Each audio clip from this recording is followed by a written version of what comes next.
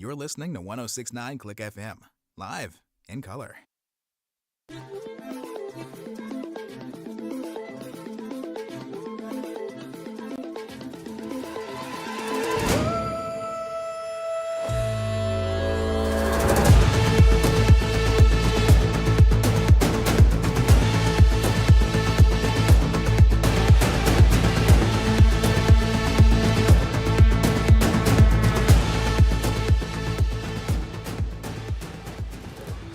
I know things have been a little crazy when we've checked in on the CFL. In fact, we've had a couple of upsets, and upsets that I did not expect, to be honest. But tonight, well, I gotta be honest, I don't fucking know either. It's the CFL, Canadian football, here on another stupid sports show.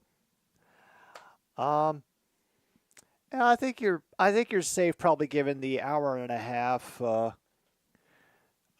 room, like have it ready to go like around 7:30 should be good. But until then, you have to deal with me before you can get to Luke's awesome quiz. And I'm Jim B here on 1069 Click FM, and we are back at it with the Saskatchewan Roughriders and Montreal Alouettes. Now, last time we checked in on them, Montreal was handing them, well, actually, Montreal was watching its quarterback limp off of the field, and Cody Fajardo is not going to be playing in the game tonight. It's going to be Caleb Evans, who spent his collegiate career at Louisiana Monroe University, which I still do not remember the mascot of, even though I just looked it up. But yeah, usually the short yardage QB is now going to be the main dude, and Michigan's own Shea Patterson will be in again for the Roughriders. He's now 2-1 after taking over for the injured Trevor Harris.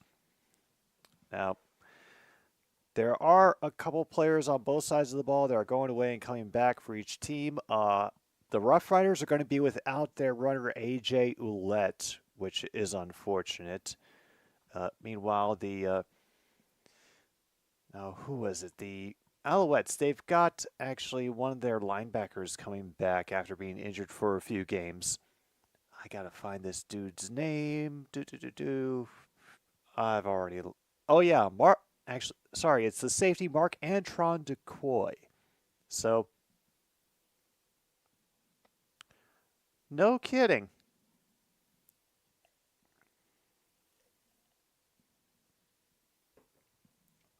A road to glory in CFB 25. And, well, that's not the only thing that we'll be doing here is taking in the CFL, but we will also, if you're new here, congratulations, I'm sorry you have made it, and we can play some bingo. Because, I mean, considering, oh no, sorry. They're playing in Montreal tonight, and each of the little stadiums in the CFL has their odd, like, noise-making quirk, and in Montreal, it's the honks. So yeah, the clowns are coming back tonight, and you should be prepared. Now the bingo link may help. Having a game to keep track of things may help you calm down and not think about the clowns of Montreal. Then again, may not. And these are the spaces that I'll be working with tonight, in case you're wondering. Card number 11, gotcha, Logan. Thank you very much. And number 8 for Luke. Okay.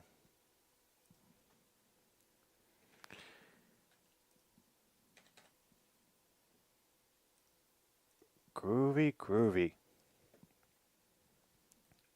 Oh, and by the way, we can automatically check off 10 minutes added to start time. Once again, we are sitting here.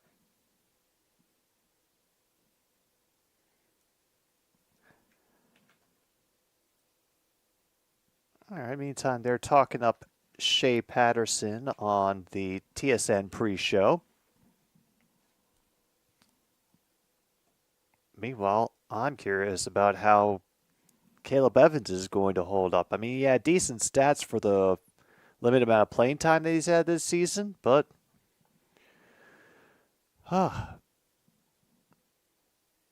to be determined. To be determined.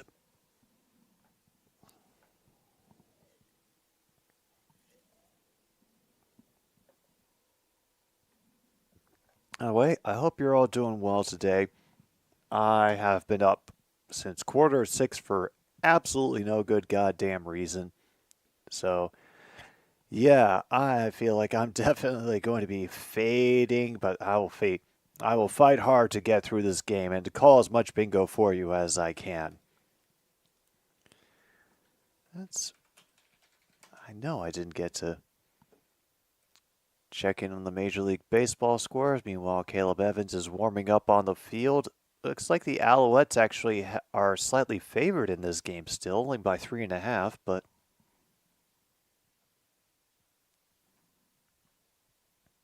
okay, no kidding. Padres got a no-hitter on the Nationals, ended up with a final of 3-0. I guess the only thing that stopped a perfect game was an error. And no kidding, who is that winning pitcher? Hey. Dylan Cease. Hey.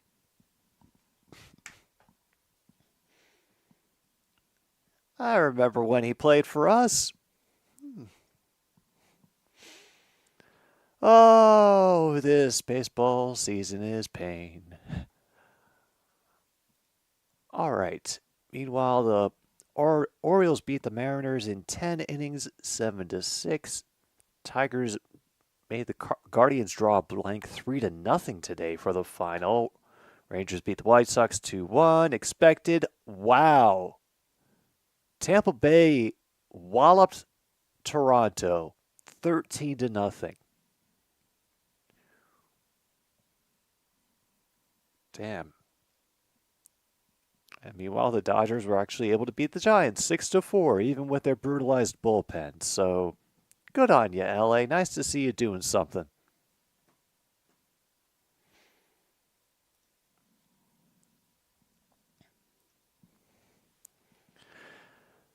Oh, the Montreal Clowns. Yeah, they still send a shiver up my spine. Braves took 2-3 from the Cubs. Not very surprising. Last I checked them, they were actually riding the bottom of the division stats. But yeah, they technically still are. From the bottom up, it goes Cubs, then Reds, Pirates, Cardinals, and yeah, Milwaukee Brewers still holding the 6-game lead over the Cards.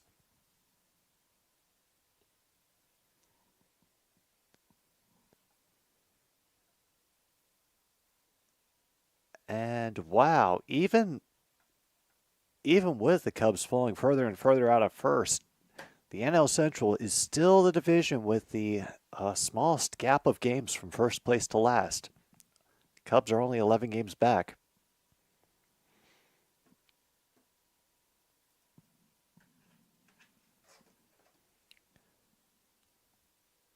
Oh dear. Sorry, folks. Gotta check secret messages and code.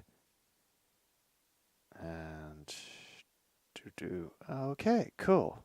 Check that later, just in case. Meanwhile, we wait for the TSN people to finish talking about whatever they're supposed to be talking about. Apparently, we're going through TSN number 3 tonight here on CFL Plus, which, by the way, if you haven't heard it before, the American and, well, U.S. and international audiences can watch this for free through CFL Plus on the CFL website. So if you want to go there and check it out, you can do it for free. I know, it's like almost like they want people to be able to watch the game. So crazy. Just so crazy.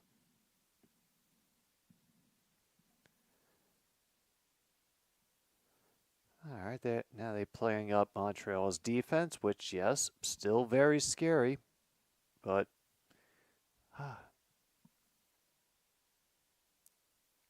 it's going to be all about what Caleb Evans can bring. And, well, if the Roughriders defense will allow him any peace behind the line.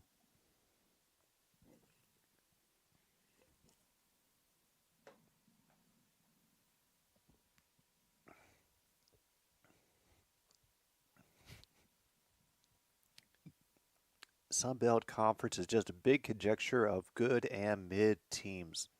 It is rather timely, Logan, since we are coming up again on the NCAA football season. I've already started marking out some games that I would like to check out as soon as the end of August, beginning of September comes around. And wow, you are not kidding. So in the Sun Belt, the highlights include Appalachian State, Coastal Carolina, James Madison, Marshall, Old Dominion, and Troy.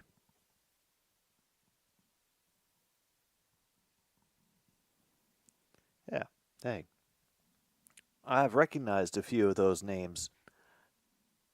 If they end up repeatedly coming up in one way or another, they must be at least decent. I know Appalachian State from, being the thorn in the side of Michigan and other major conference teams in NCAA football.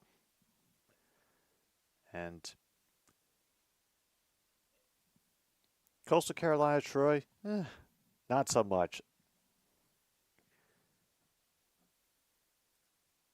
Actually, let's see where my bingo card is going to leave me.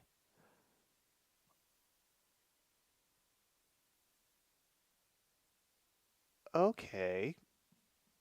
I think I've got a couple possible ways to go. They would require quite a more exciting game than some of us might want, but hey.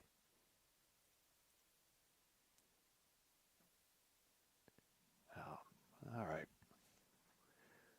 We'll wait. Anything else that I missed in the Major League Baseball scores? Nope.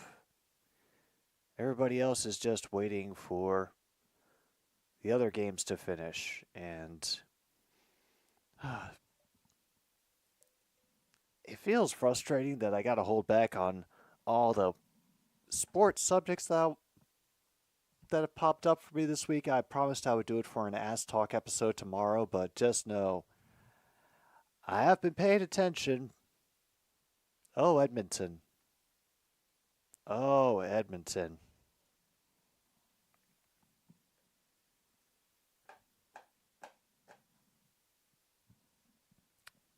Oh, dear.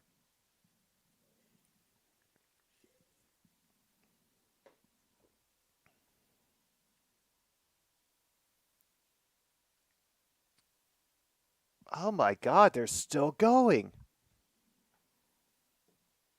I don't know why you're dancing.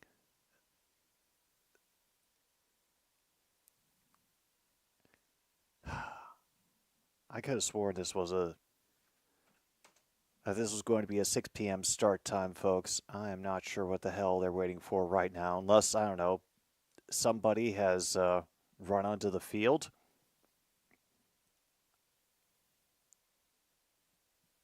Oh, this was a 6:30 start time. Great. Fantastic. Read the schedule wrong. All right, well, if they're going to waste my time for another 15 minutes, I will go find something else to take in while we have to kill the time. Sorry about this, folks. I am just.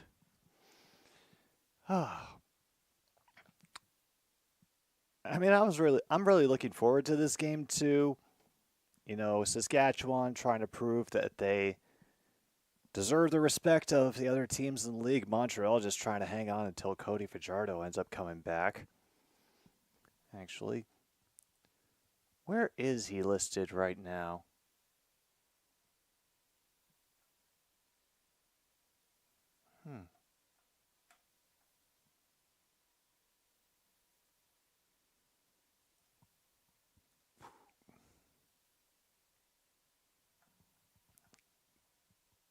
Because looking over at their roster site, he's not listed on the 1-game injured list. Oh, okay, there he is. There he is, 6-game injured list.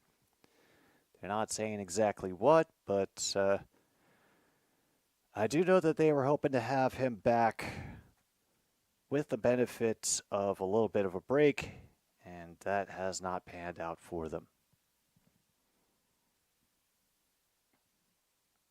Does mean the quiz will clash with Q2. Honestly, Luke, that is completely fine by me. Also, it just hit that we are technically 1 week away from the NFL stealing back Thursday Night Football. We're going to open with the Houston Texans and the Chicago Bears for the Hall of Fame game. And we can expect to not see Caleb Williams because it's the Hall of Fame game. What do you expect?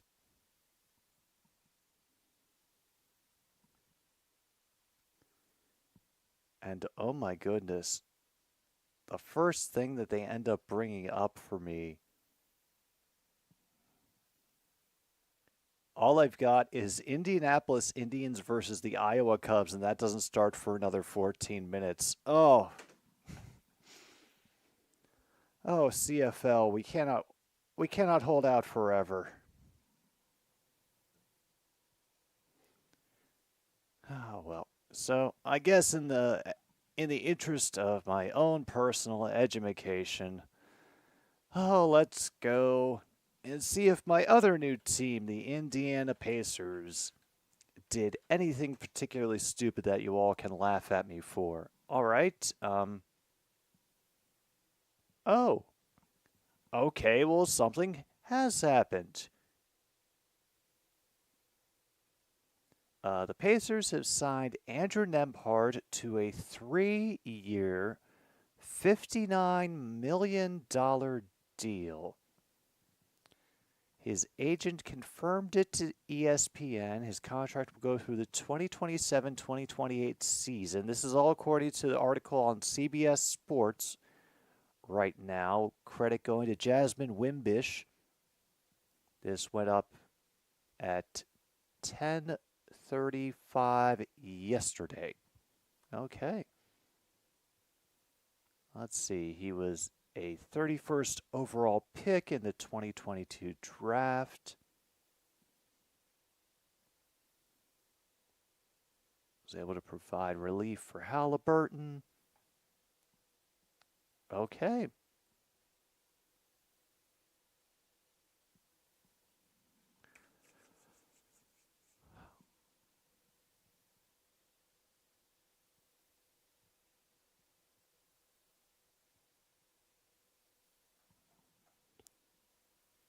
So let's see. Math in my head. Okay, so somewhere between 19 and 20 million. I guess it could be a lot worse. And maybe they expect that they're going to be going back to compete for a spot in the finals this year. I mean, I love the optimism. I do. But I'm wondering how much more he's going to grow. The other thing I'm curious about is if there are other defenses in the CFL who will be able to take the approach that Calgary did last week and just effectively brutalize the BC Lions. That may have been the only way that they could have kept even with them.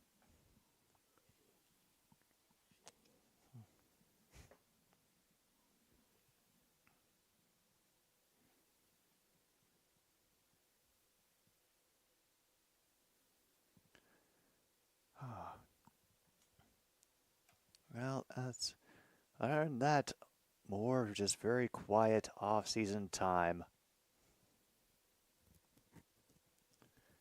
And oh, this extension does not kick in until 2025. And meanwhile, free agent forward James Johnson will be returning to the Pacers on a 1-year, $3.3 million deal. Okay, the quiet off-season for the Pacers continues.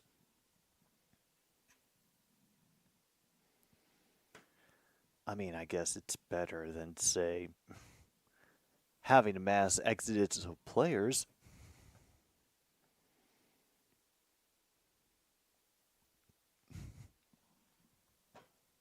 And probably because this will come up at some point. True North, oh, the Clowns are.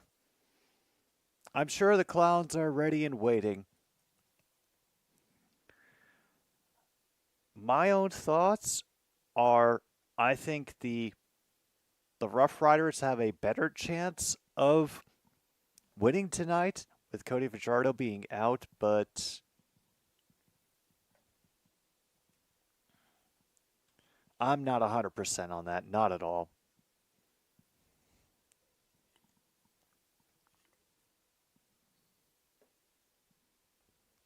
Mm. Wow. Grey Cup tickets are only $99.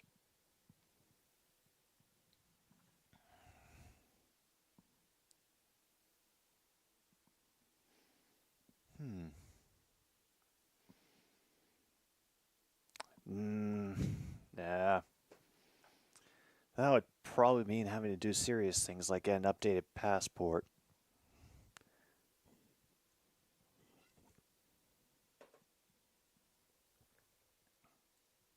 Oh,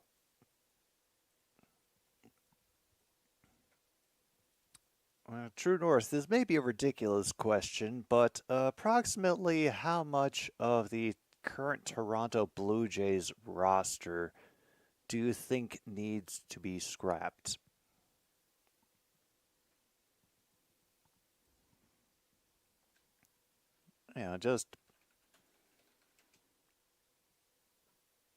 Just curious, they're not exactly doing the hottest.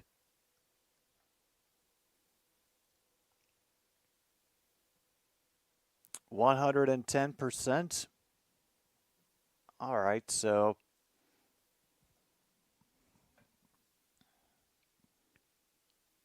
does that extra 10% apply to future players or an attempted cleaning out of the front office as well?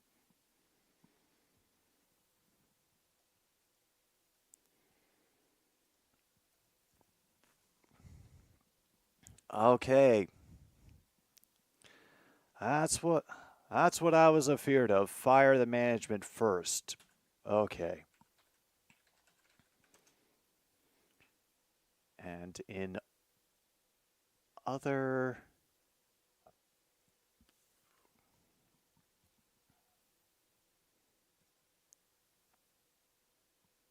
other thingamabobs, no obvious headlines popping up for the Milwaukee Bucks, which I guess is a good thing.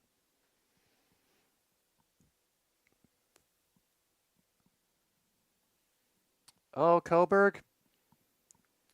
Um, we are slowly but surely actually getting into football. Maybe in another 5 minutes because here they changed the time or I didn't read it carefully enough and got a little bit of a moment before Roughriders and Alouettes get started. I'm just trying to catch up on some, areas of sports that I know that I forget from time to time, like our good friends, the Milwaukee Bucks.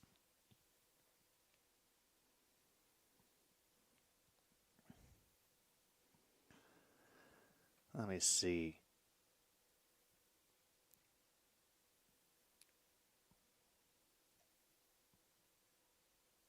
Oh no, Let's see. Milwaukee Bucks have officially received signatures from 4 of their new free agent signings, including DeLon Wright, Stanley Umude, Torian Prince, and Gary Trent Jr. Okay, cool. And somebody is really, really high on Gary Trent Jr. All right, cool. Never heard of the guy before, but sure, support him all you want. Uh, I don't know how up you are on all the CFL shenanigans, Coburg, but Saskatchewan's having a great season. Montreal's doing all right, but their starting quarterback is going to be out for a little longer than they thought. And the guy who's usually in on the short yardage situations, Caleb Evans, is going to get starting duties tonight. The things could be a little bit up in the air as far as which team might obviously win this.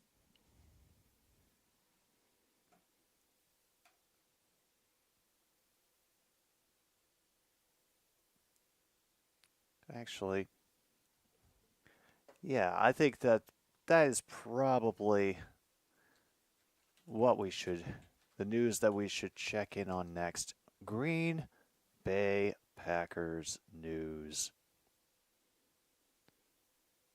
All right, apparently the rumors are spreading that progress is made on Jordan Love's contract extension and talks. Okay.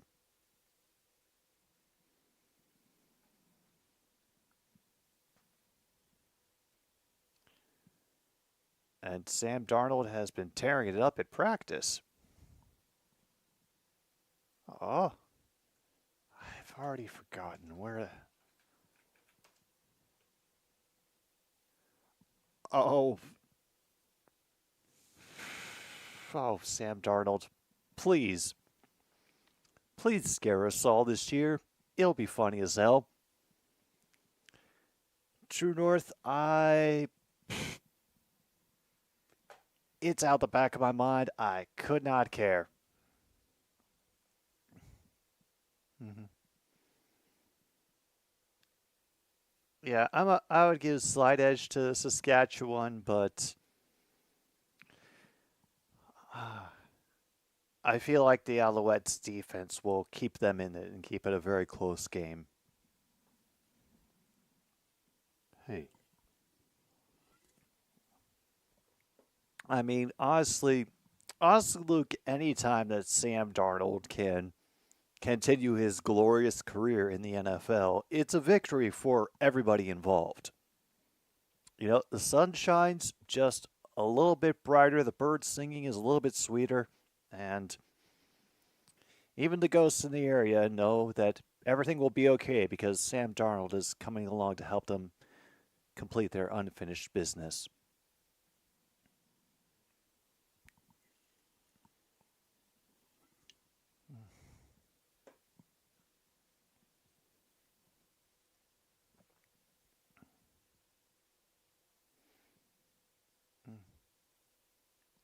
Uh, Honestly, Coburg, I love Sam Darnold, man.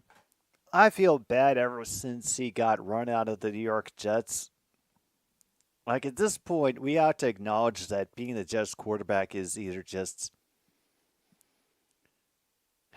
it's like being Spinal Tap's drummer or professor for Defense Against the Dark Arts. You know, all everybody who goes into the position either quits, dies, or goes mad within a year.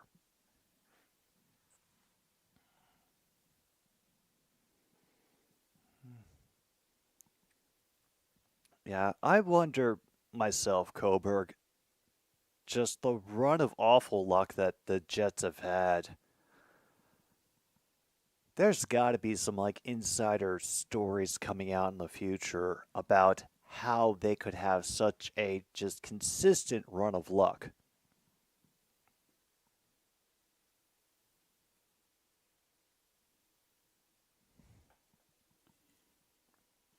Hmm. Besides, if there's any, I think any any fan base that could restore Darnold's confidence, it is the Minnesota Vikings. Man, those fans will give all love, all support because at this point, why the hell not? And they did it for Kirk Cousins, Kirk O'Chains, and I can see them giving just as big ups to Sam Darnold.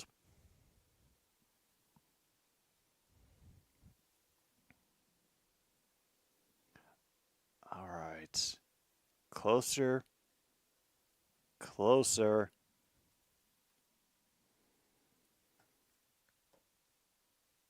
No, no, they still got to go through the animated intro.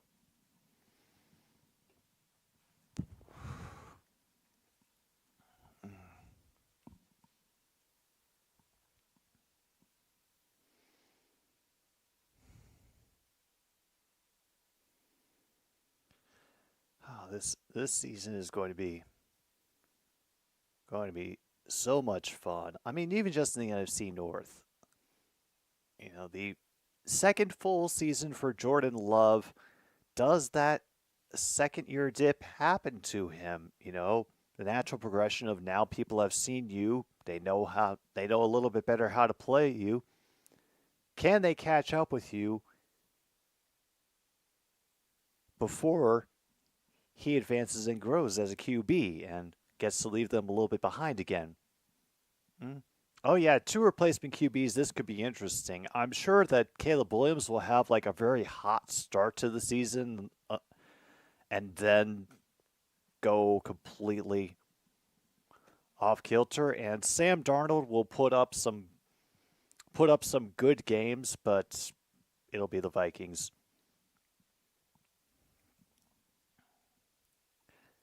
As far as I don't know if Alice has a particular team or another. I told Monty there was a game going on tonight, asked him to pick a winner, and he said that because the Timberwolves weren't involved, he didn't care. So,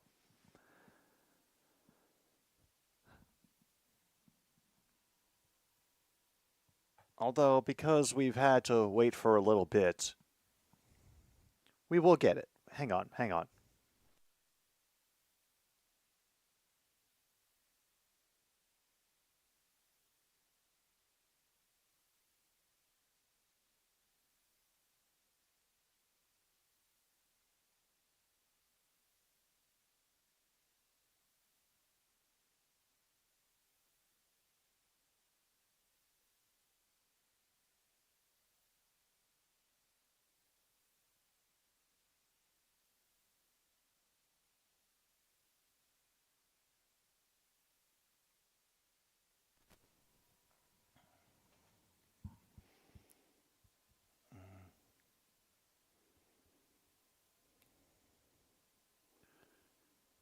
Oh,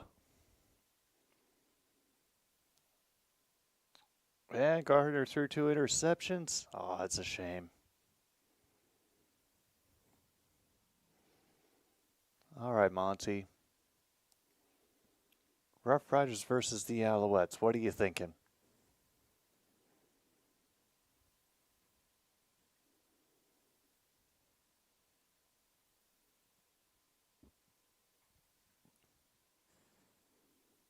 Oh, okay. There you go. Be free. I don't know if he'll want overtime because, well, they got fed early. I thought the game was going to be starting earlier. So I'm sure they will be bugging me for late night snacks around middle of the fourth quarter. It's just how things go.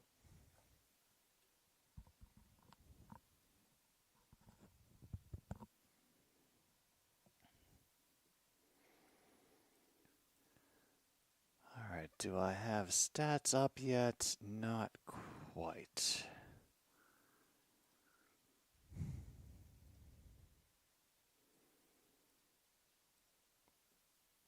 Although hopefully we'll have something loaded up by, whenever this game starts, to be honest.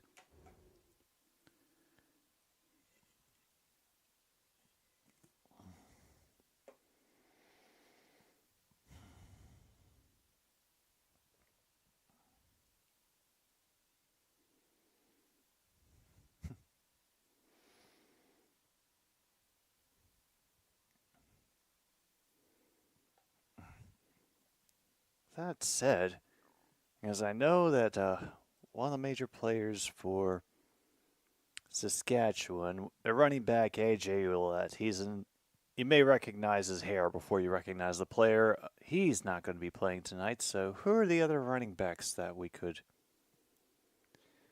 see or hear from? Okay, there's Frankie Hickson. And we have Clint Radkovich, the fullback out of Northern Illinois. Thomas Bertrand Houdon from Delaware State. And that appears to be it. Meanwhile, True North has claimed card number 24. Gotcha.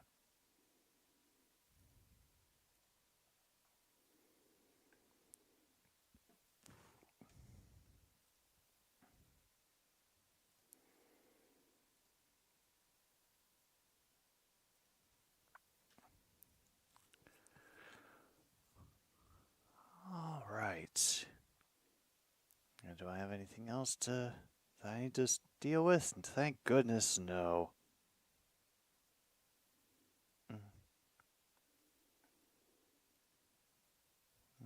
Who was the wide receiver that got injured last week in the game?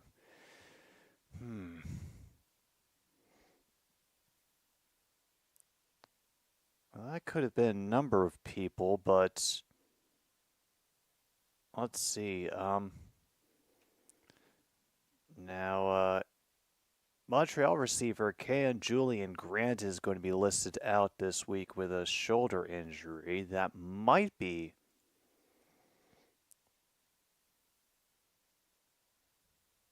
who you're thinking of. Although, probably shouldn't have gone immediately to the French site to look up the stats about him.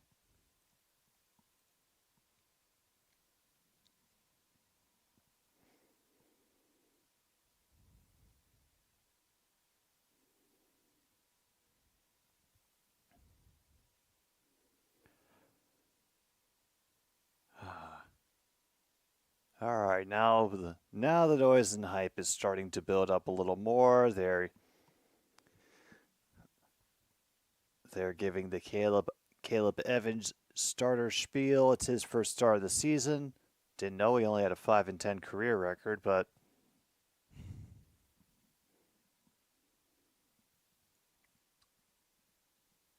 oh yeah, Shea Patterson, the pride of Michigan.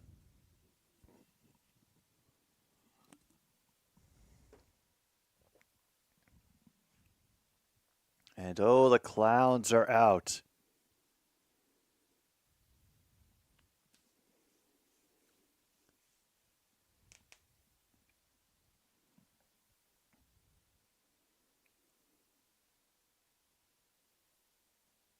Looks like Montreal will be kicking away.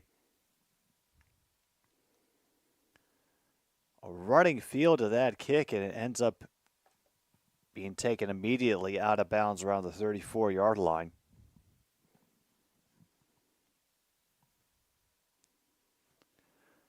All right, Shea.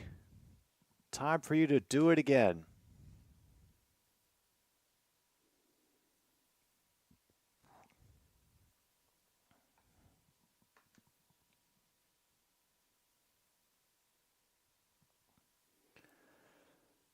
All right, from their own 34. Out of the gun. Keyshawn Johnson is going to be throwing it! They're going mad at the beginning, but it was too far for the receiver. Holy hell. Started with a handoff, and then it got thrown. Hello, John Jay. Looks like the Roughriders are just down for whatever. They didn't do anything. 2nd and 10. Now they have a split option. Alouettes only rush 3. Patterson does get escape from the pressure. And he is able to get it underneath to Frankie Hickson. Catching a pass out of the backfield and moving the sticks for Saskatchewan.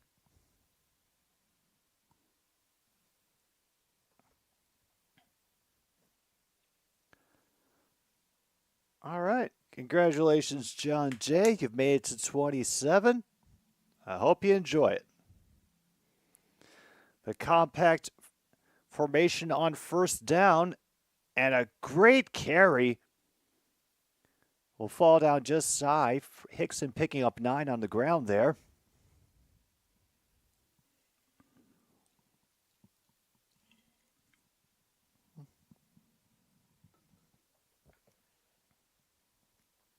Oh, and there's that scary dude, Beverett, the linebacker out of Stony Brook. He is almost always flying in to meet the ball. Got a 2nd and 1, and they might get stuffed. I think they got stuffed. And who is it? Beverett coming in and making the play. Initial contact at the line, and Shea Patterson initially ran in right behind his own dudes. Sutton ended up making initial contact. Beverett coming in at the end to make the drop, and they're going for it on 3rd down. Mark it off on your cards if you have it, along with 10 minutes added to start time. But, oh yeah, that QB sneak will move the chains. Gain of at least a yard there.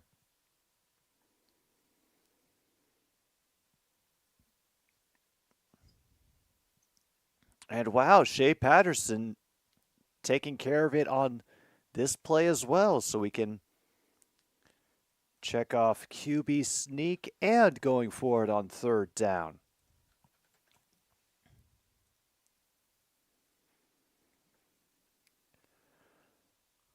All right. Now down to the Montreal 49, rushing 2 on the far side. And Frankie Hickson brought down after a gain of about 7 or 8 on the ground up the middle. He's been finding a few quick lanes through the middle of that defense.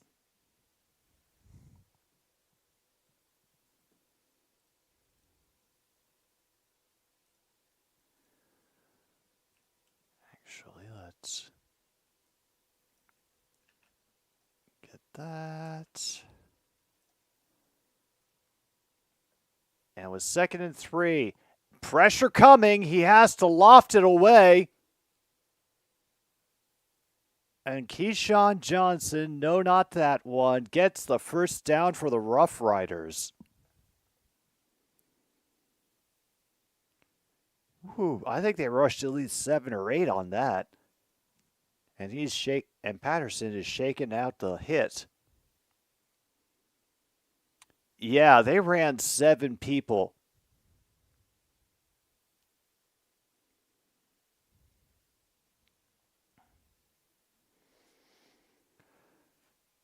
Yeah, let's pack the box again. And Hickson again steps past 1 tackle and is inside the 20, tackled at the 17. All right. I was wondering how they would handle A.J. Ouellette being out for the game, and Hickson is stepping up nicely.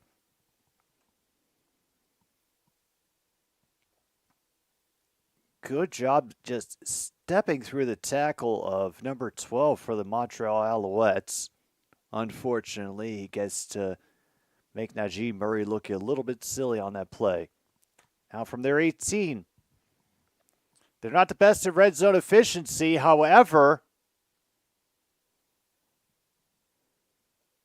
they did manage to get a catch behind the line of scrimmage and then run forward for a gain of 3, maybe 4. Could not tell. But they are going to have a long second down to contend with.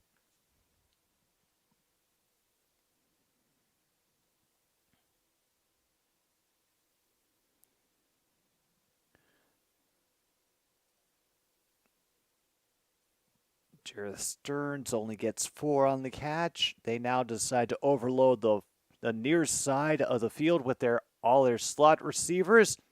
They pitch to the far, and it is too far for the receiver. He was looking for Sean Bain Jr. He had a little bit of separation, but pass was out of reach. Ugh. You know what? I am going to call that, because he had enough separation to catch it. I'm going to call that a wide open QB fail. Barely enough to get that down the field.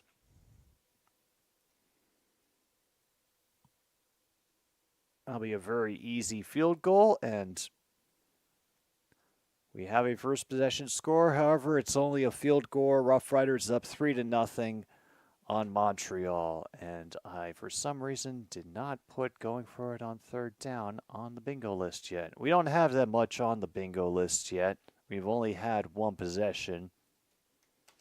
Barely halfway through the first quarter.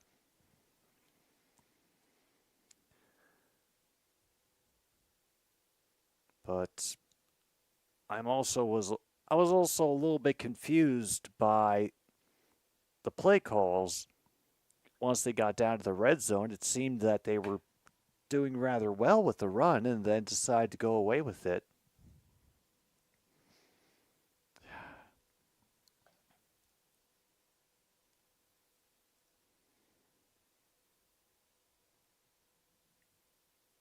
Oh yes, everybody, make sure your phone is charged, because you never know when you're going to have a chance to do it again.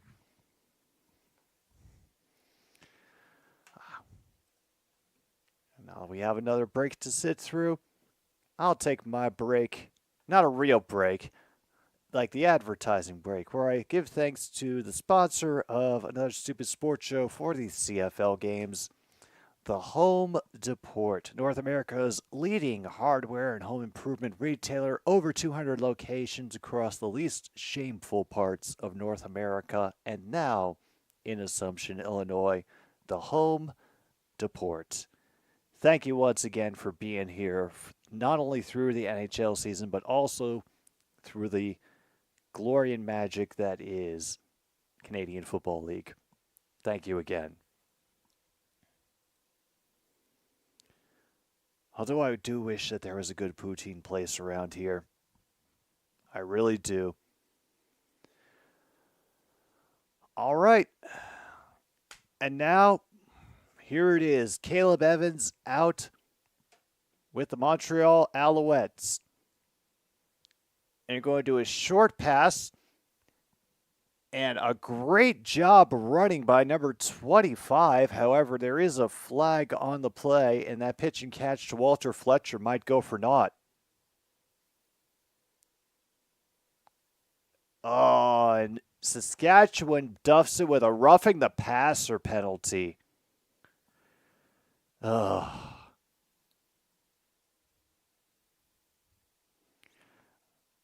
Oh, yeah, there's the Clowns. They're happy now. Oh, yeah, no, that was a real late hit. I can't even argue about that.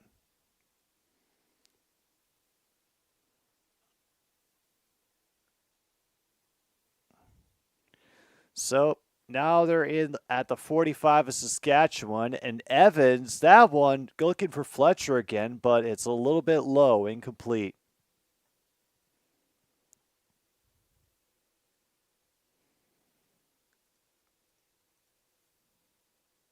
Dang.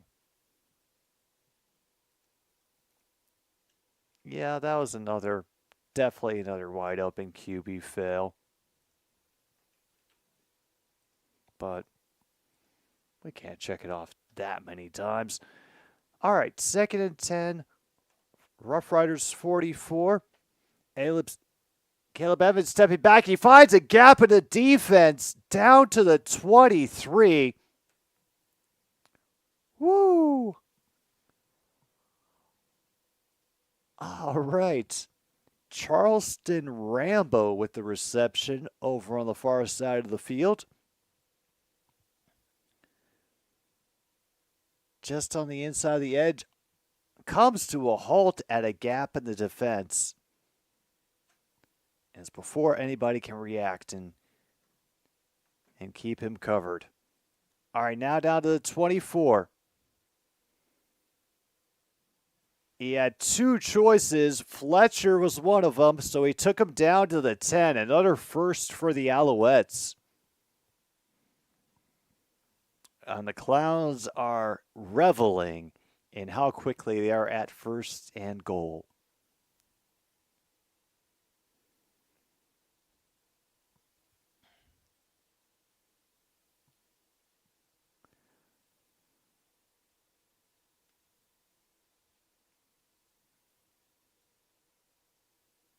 All right, so far they're not even bothering to test the run defense. They're just going to rip them apart in the secondary. Oh. And they can't get their shit together, and they have to call a timeout. Wow. And, you know, they don't get a lot of these things. In fact, that's one of the two for the game. So, and I hope you're confident, Montreal. Otherwise, you're going to have to depend a lot upon the mercy of 3 minutes in heaven in order to get some extra plays out of this game.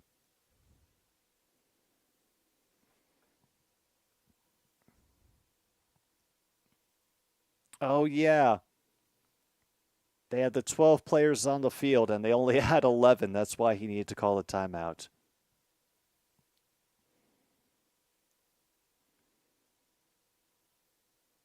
Evans has to wait, has to go through all the coverage, and finally gets brought down after a gain of maybe 1.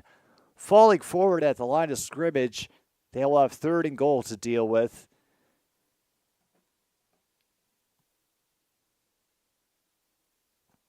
Do they try again? Are they feeling brave? Are they?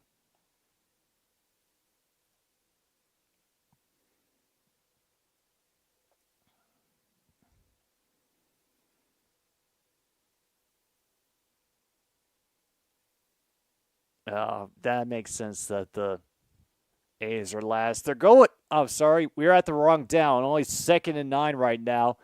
They're having to run around getting everybody, and he missed again.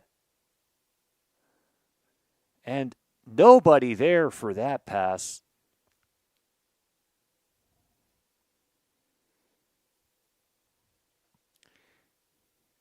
All right. Now we're at 3rd and goal.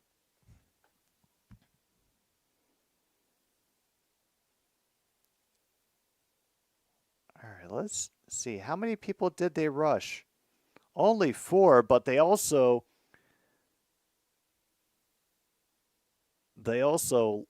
kind of let them fall asleep at the switch. That allowed a few runners to get through undisturbed. Easy field goal. Montreal is now on the board, and all right. At least something's happened. They're both very easy kicks. Means both of them under 25 yards. No chance of missing. All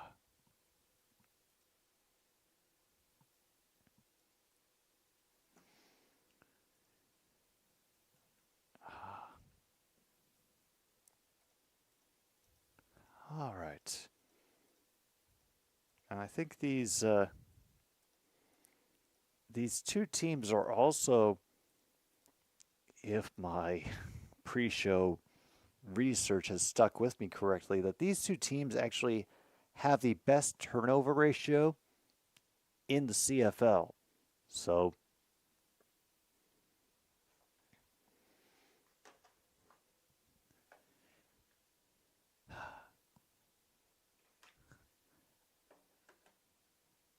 I have to imagine ball control has been greatly emphasized, and that also may be why they're not doing very many running plays. I mean, Saskatchewan is. They've at least had to give Frankie Hickson a little bit of experience and time out there since A.J. Ouellette isn't there to soften up the line and the linebackers. But actually, is there anything else we can put down from the bingo list? No passing touchdown. No procedure either. And thankfully, no breaking news. I don't think I can handle any more breaking news this week. I really couldn't. Well, I guess we can check off the defense did something, ? Because, nobody scored a major.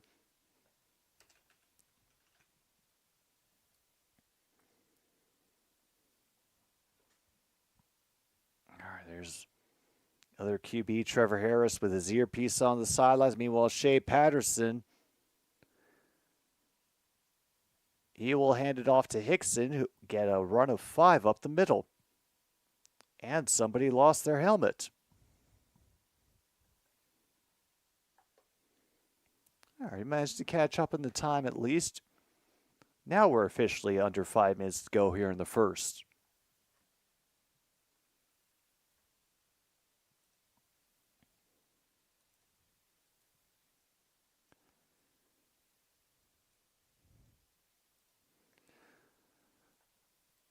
Three in motion again, and a big dart over the center line down at the 49 of the Montreal Alouettes. That is Keyshawn Johnson with the first down reception from Shea Patterson. And holy hell.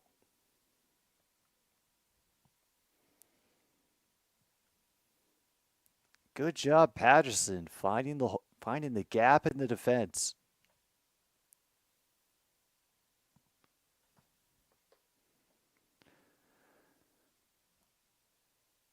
Wide berth for Jew, and now, unfortunately, all avenues of escape got cut off for poor Sean Bain Jr. on that sweep.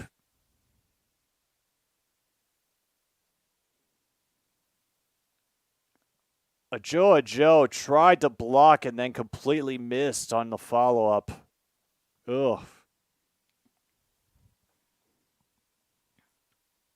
All right, that is unfortunate. Now gives them 2nd and 11. They threaten pressure, gets picked up by the running back, and it's nearly picked out of the air.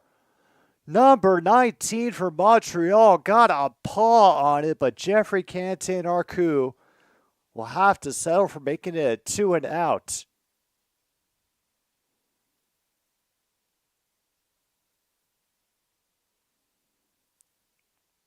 It was a dangerous throw that Patterson was looking for. Threw it essentially into a thicket of Montreal defenders.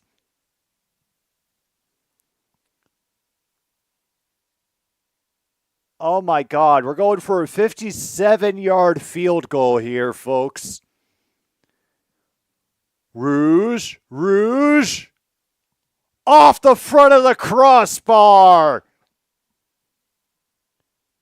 And it'll be a dead ball.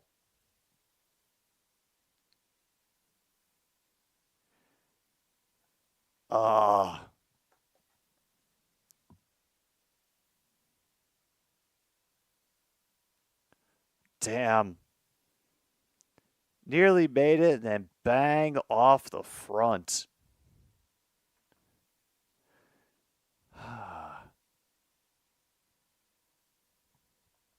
King Marcus, right now I have got,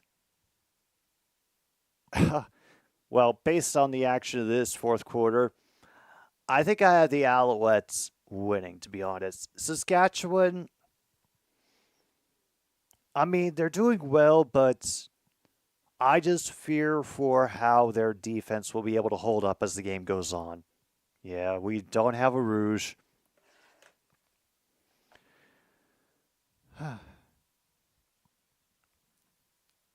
But at least we have a few bingo spaces that we can check off so far. It's not many, but it's something.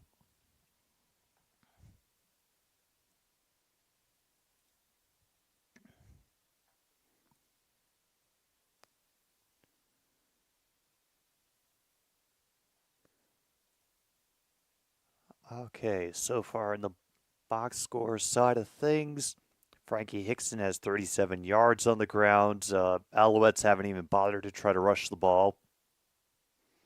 That is right. You can officially put missed kick attempt.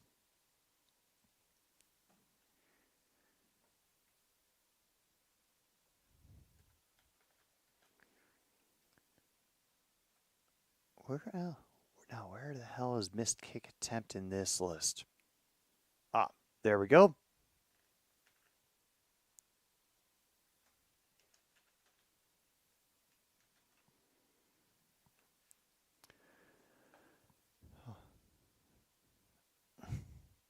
All right, from the 30, Evans and running to try to get the ball away. And it'll get pitched away before number 22 for Saskatchewan can essentially lay him out. Evans has to escape the pressure in the pocket to the far side of the field, and then, yeah, DeMarcus Fields rushing out of there to bowl him over. 2nd and 10, overload the slot to the far side. And they misses the first tackle. However, I don't know if he busted far enough through the second one for Fletcher to get the first down. Depend on where they spot him going out. I think they're going to give him the first, though. They are honking for joy.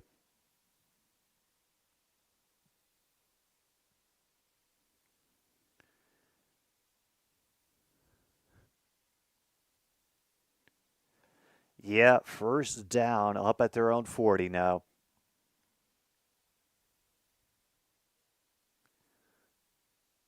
They will send a, and Antwi will be brought down behind the line, loss of about a half yard.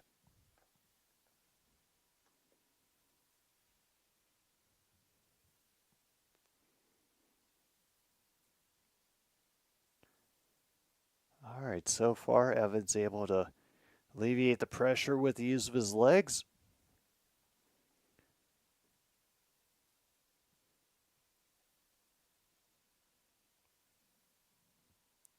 Looks like we might not get a touchdown until the second quarter.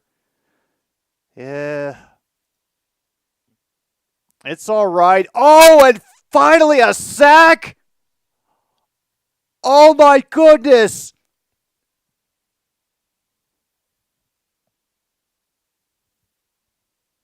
I mean, at the very least, it's a sack. I don't think. Oh no, he was not down. He was not down. That ball is out. Oh, man.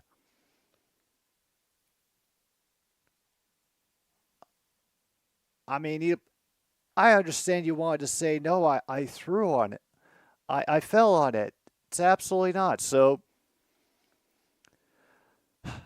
we'll check off strip sack and fumble for right now because it covers them both. If we have to take it back, we'll take it back. But god damn, we've also had our first turnover of the game.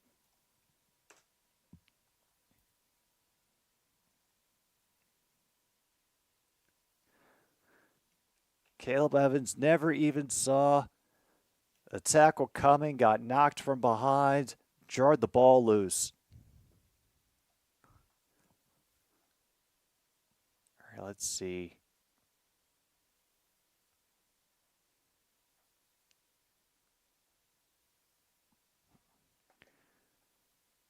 They're also not listing the fumble quite yet.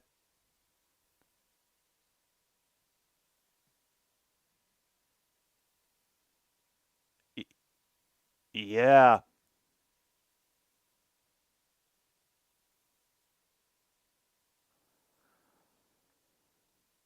Yeah, recovered by number 49 for Saskatchewan. So give that credit to Lake Corte Moore out of UBC for getting that fumble recovery.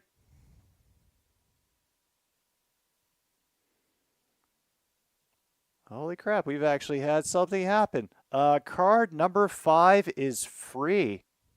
Yeah, take it, man, take it. The Clowns are angry because the Roughriders are at the Montreal 30, and Hickson just blasted forward back to at least inside the 25. Woo.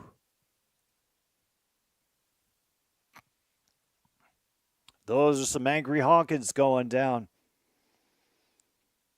I want to say that they're trying to channel the spirit of Canadian geese, but I'm afraid that the geese might get angry at them for daring to imitate their masters. All right, quick snap, and I think Hickson did end up getting the first down on that run. Maybe they'll get one more play before this is over. Hickson making his first down signal. Referee telling him to get on with his business. He was getting bumped around at the end of the play. I think he wanted to let them know for sure. Yeah, I got it, and you can't take it back. So here's our final play to end this first quarter. What will they do to take advantage?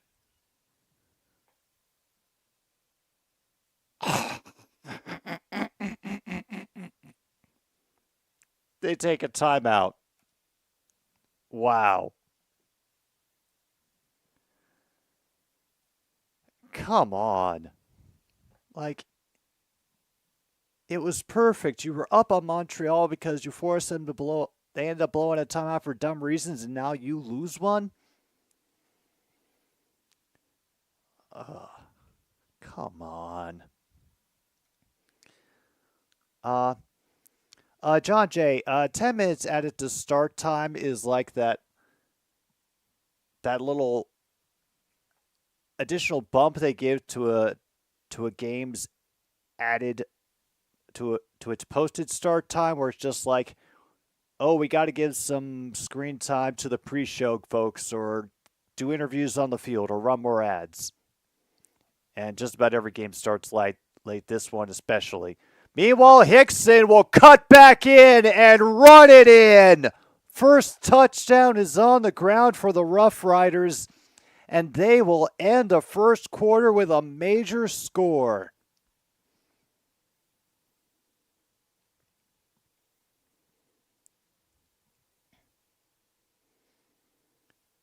And that's a JoJo coming in, not end up actually blocking anybody as the lead blocker, but hey, Hickson ended up getting in. Bob Stoffberg from Langley, British Columbia has won an air fryer, and we've gotten an actual score in this game as the last special teams dude is running on to get things together for this point after attempt.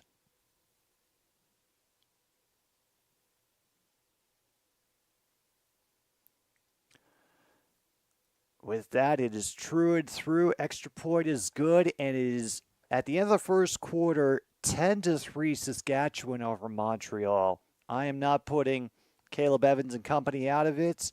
Fumbles can happen to anybody. It's still a long way to go. So let's have our little pause for the cause here. Get a drink, get a smoke, whatever you got to do, because we still got 3 more quarters of Canadian football action to go here on another Stupid Sports Show. Thanks for tuning in.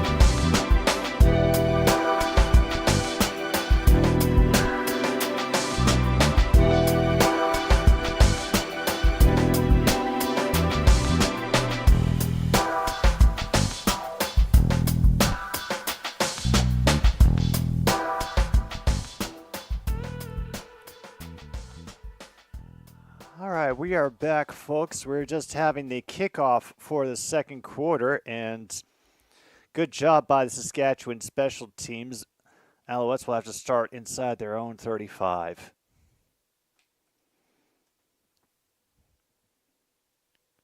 Thank you again for your incredible patience while we all take a moment to stretch and, get whatever refreshments are going to get us through the next 15 minutes.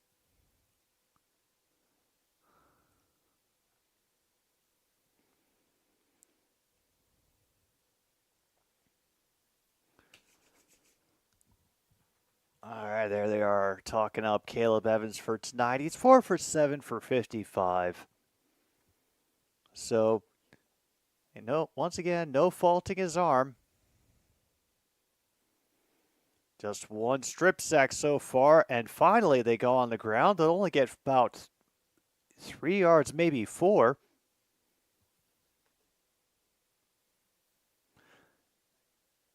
And that is once again, Walter Fletcher, this time actually being the running back.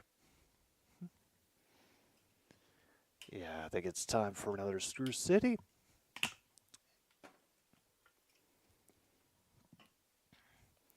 Got 2nd and 7 now from the 36. They contract the formation, run 3 in a delayed slot rush. They try to do a quick pass underneath number 17, but he's tackled with at least 2 yards to go. Speaker only can get 5. There could be a decent chance of them going for it here on 3rd and 2. I mean, they are down 10-3, and I can't imagine they want to let the heat up on Saskatchewan for very long or give them a chance to get a follow-up score.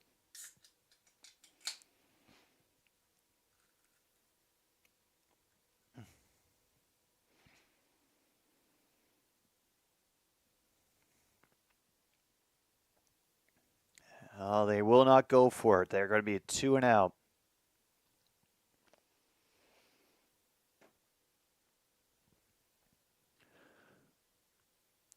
Nearly got it blocked.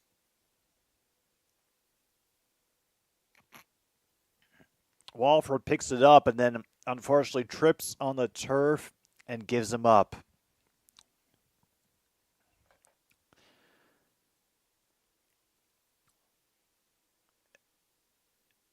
There might have actually been some contact on the ball. It looked like it didn't fly as far as it should. Or maybe they were just going for a low trajectory on purpose. Who knows?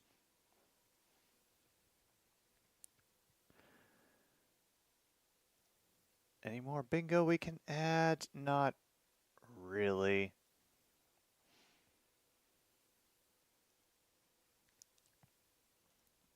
Not quite yet. We'll start with another run for Frankie Hickson. He'll get about 5. All right.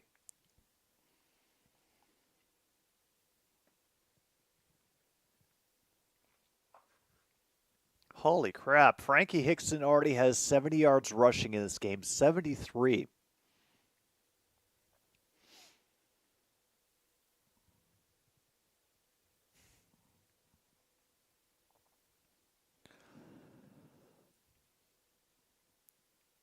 All right, they decide to go heavy on the near side for receivers. 2 in the slot. Late rush up the middle. Patterson escapes the pressure, has to pump once, and will have to throw it away to get rid of it.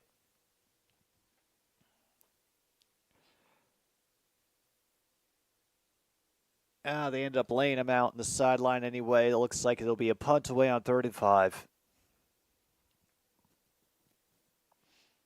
Yeah, late blitz by Darnell Sankey gets him moving up the middle.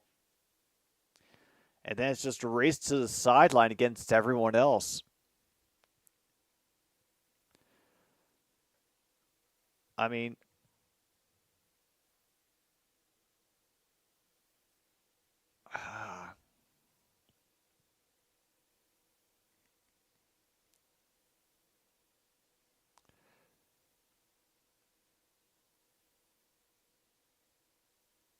they get another one inside the 30, but they can't get any farther than the 35 again. Maybe the 36.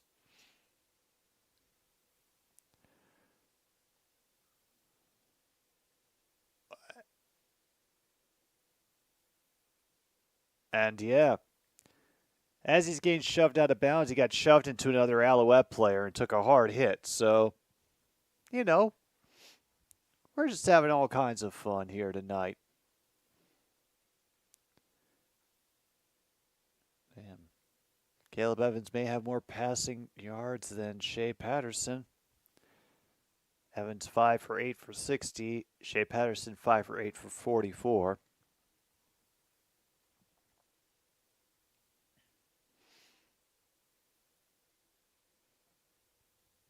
Oh, it's right there. 8 rushes, 73 yards for Frankie Hicks. I think that 20-yard rush was the one that got him the touchdown.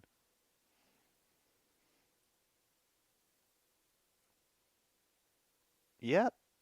Yes, it was. Right as the damn time expired. Oh, excuse me.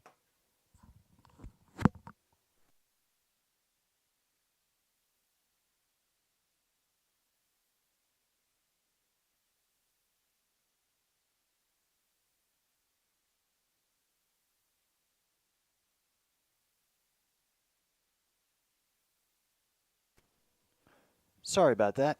Just a little bit less disgusting now. Thank you for bearing with me. Oh, yeah.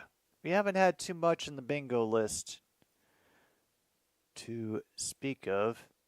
I mean, not much has changed since first quarter ended. The second quarter started very recently, but that's what we got so far. And I'm still hearing plenty of hogs, so we haven't reached zombie crowd status just yet.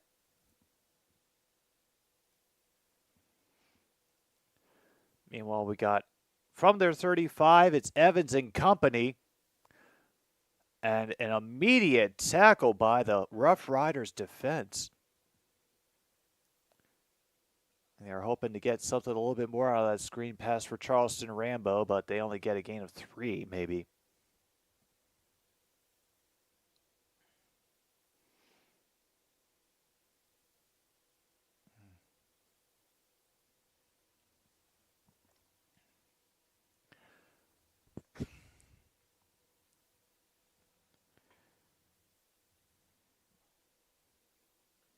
All right, they only run 4, trying to keep up with the late rusher. Meanwhile, Philpott does get the reception. However, enough backup comes in to keep him from getting the sticks. So, yeah, we have to punt again.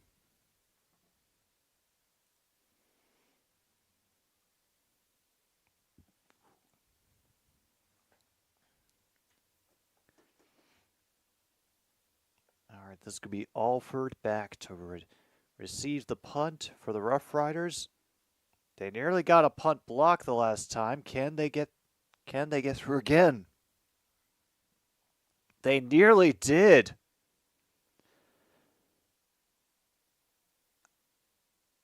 And that punt got angled. He had to catch it on the run.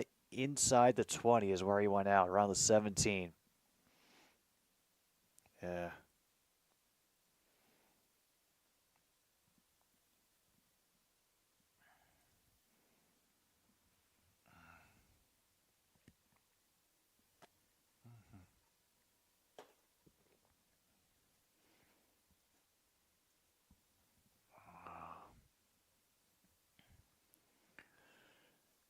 I look forward to the day when I can bike safely around my neighborhood.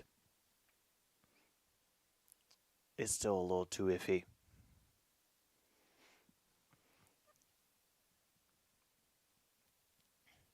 All right, credit to the announcers, though. They do not sound that bored quite yet.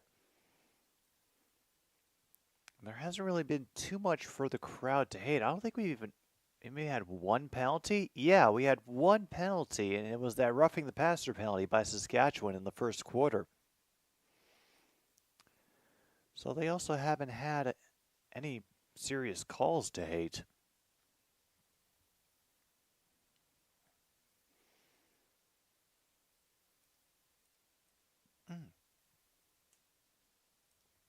However, we can mark points off a turnover same drive because I believe that rushing touchdown was a direct result of the strip sack that they got.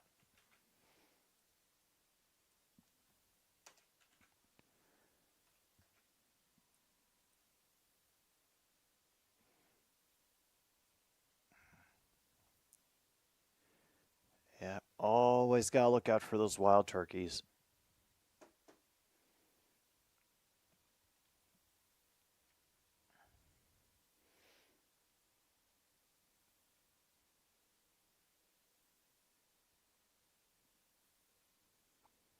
All right, they're waiting. Patterson on the field. Waiting to get his play in. But Kenzie Lalonde has to get through her sideline piece, so.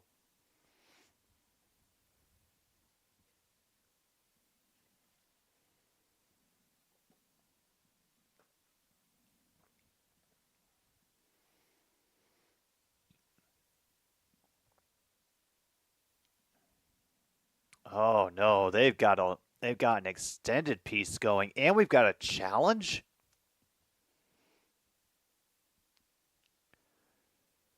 Oh, they're challenging for roughing the punter. Holy hell.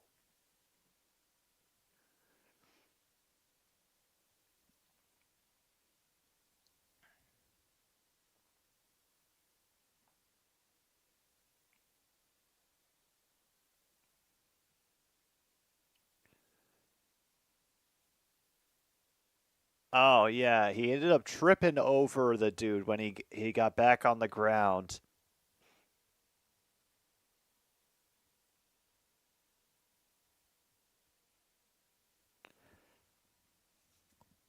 They stand.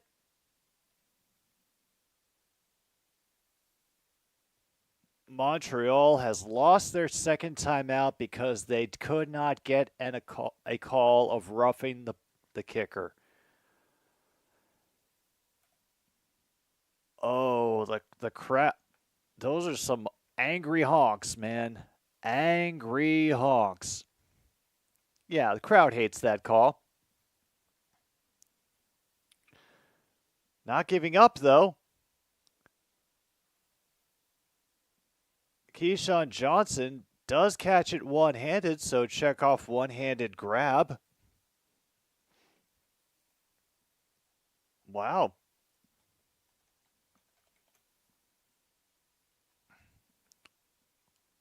Very nice, Keyshawn. All right, where the hell is one-handed grab? Come on, one-handed grab, where are you? I know we haven't put you up in so long, but we finally get one. Okay, there we go. It was only a short reception, however. Second, there's a bullet over the field to Keyshawn Johnson again. They just wanted to listen to all of Let's Get Physical. Well, I mean, if anybody can really get into the idea of letting their body talk, it is people in Montreal.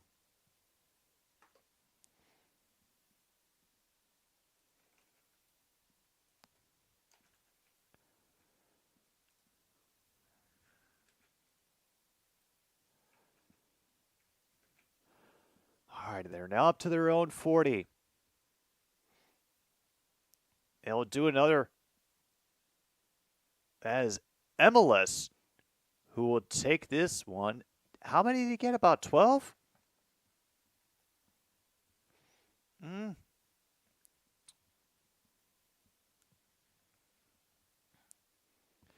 Well, I'm for this one, John Jay. There was a pretty easy lob pass, so he got the one-handed grab, but it was also a pretty.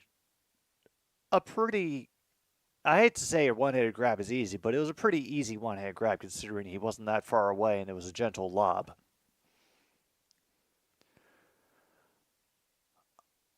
All right, we're going to have running again. And who is it again? Frankie Hickson just blowing past everybody. And they are now over the center line. There's number 63 going downfield to provide extra blocking help to keep that lane open for Hickson. So, yeah, give a thank you to Logan Furland if you have the time.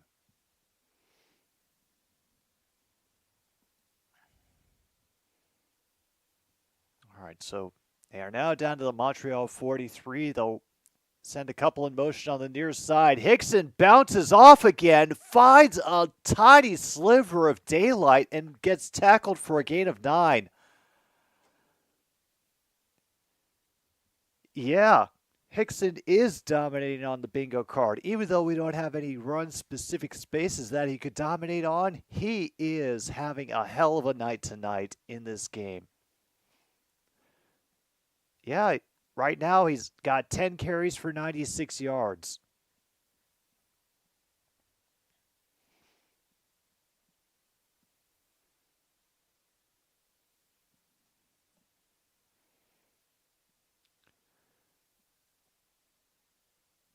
Oh my goodness, is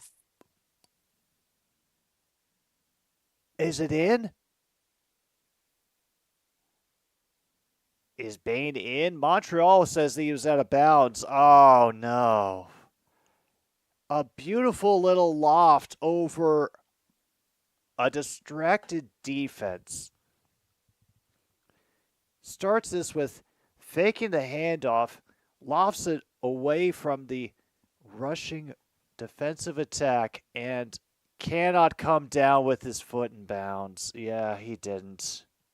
Damn. Oh.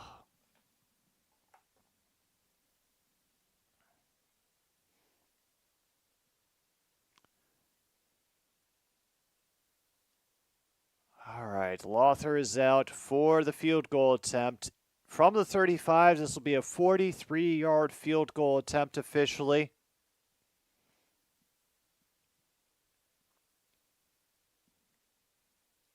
There's a possibility he could miss, but he's been pretty accurate, even if that 57-yard attempt went off the crossbar. That one, however, is true and through, so it's now 13-3. Longtime NFL executive and agent Mike Orenstein died today. Was Reggie Bush's agent when he was drafted in 2006. Huh. Small world, isn't it?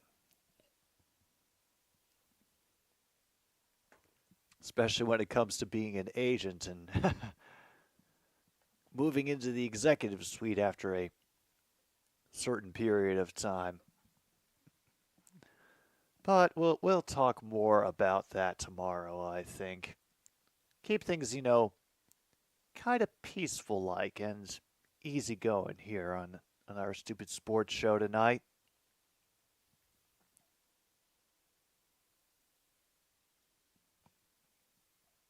I mean, we don't really need to get that catty. At least not yet, I don't think.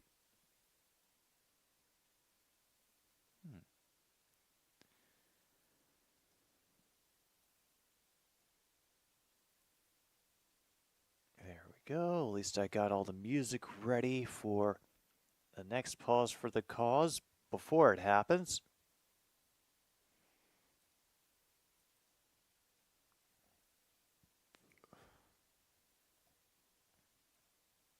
Oh, hell yeah, we're taken care of now. Great. Let's see, did Mr. Mike Orenstein do anything else particularly noteworthy? Oh, wow, the absolute enthusiasm in the announcer's voice when he says American Ninja Warrior. Yep, the announcers are drunk/bored. Mark it off on your card, folks.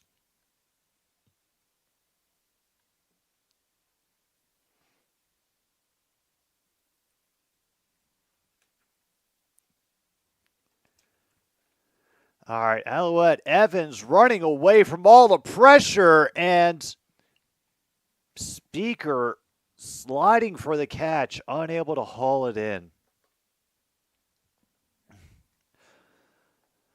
All right, let's look. Good opening up off of the fake handoff, and oh my God, off his Speaker's hands. Okay, we have able to check off wide open receiver drop as well. And I remember Speaker making a couple of clutch catches last time that I was able to watch him. And Charleston Rambo makes up for it with a catch across the center line for a first down. No, we haven't had a passing touchdown, John Jay. The only touchdown we've had was a running 20-yard run by Frank Hickson. That ended the first quarter.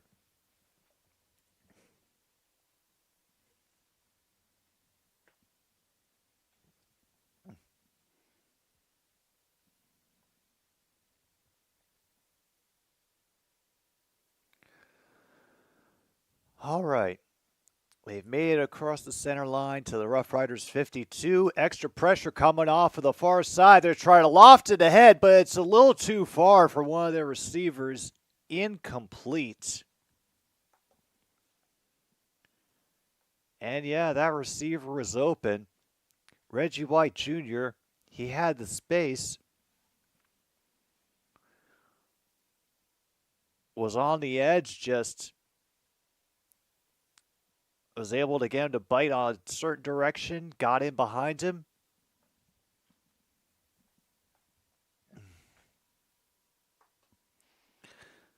Okay, 2nd and 10 now. Two options on the near side. And it's off the hands again, this time of Philpott. And he's usually an automatic catch. Crud.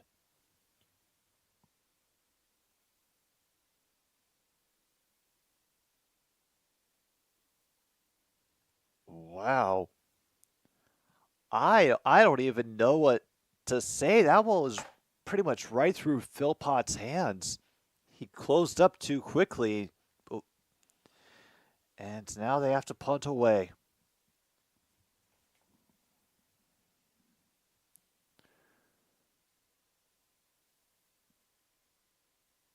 Going to try to hang up inside the 10, and they will get out to the 19.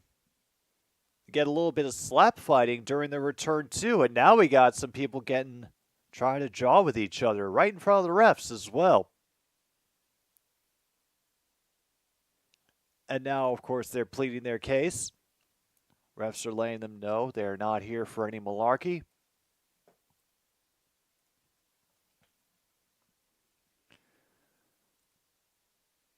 All right, let's get our wide open receiver drop in there as well, because that was one entry that I didn't think we were really going to have. I remember being absolutely scared, terrified of the Alouettes receivers.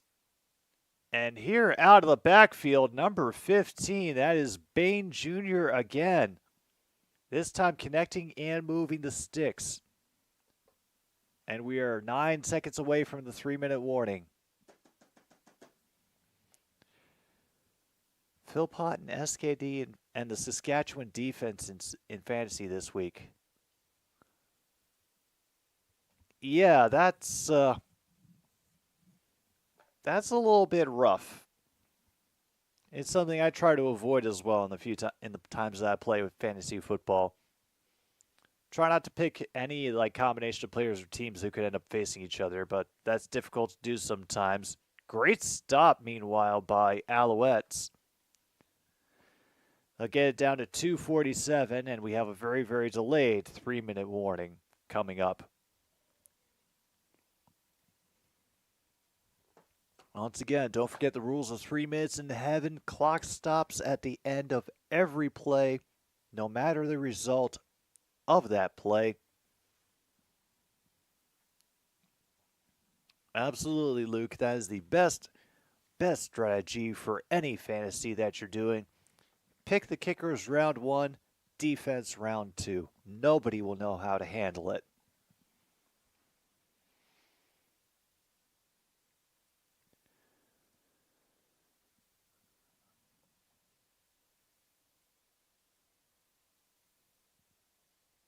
Oh, that's a different Mike Orenstein.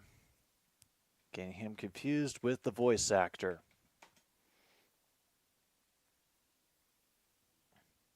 Braves and Mets are tied at the top of the 6th, 2-2.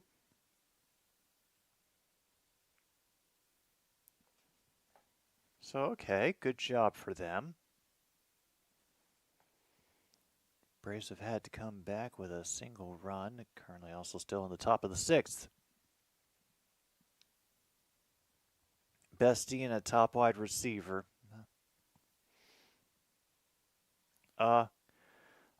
Picton, by the way, Picton is one of the receivers on the Saskatchewan Roughriders. I think I had him picked as the one receiver that I usually pick one receiver from each team. If they get a passing touchdown, then they get that score.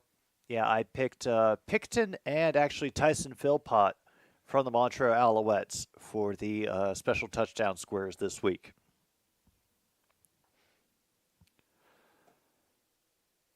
All right, so from about 2:40, Saskatchewan trying to get things going again, and the pressure comes through. Patterson is able to get it away and get up to the 40. That leaves them a 3rd and 5, however. All right. Enjoy the quiz. Alouettes, meanwhile, are going to get the ball back.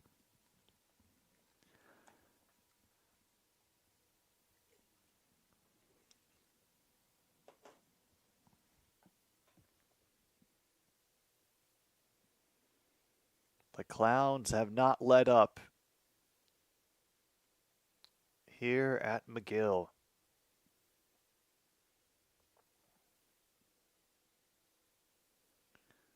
Down to 2:15.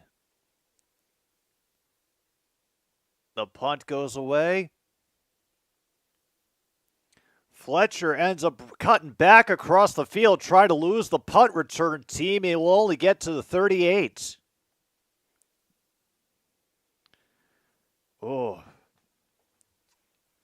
Brave, bold move to try to lose his pursuers, but number 38 for the Roughriders, that is Jaden Dalkey, ended up chasing him down.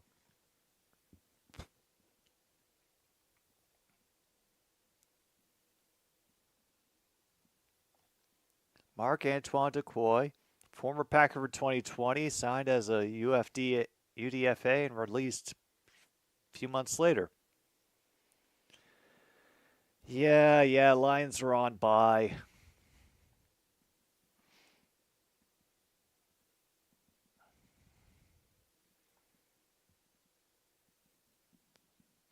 Finally, Philpott is able to get through initial contact and struggle for 5.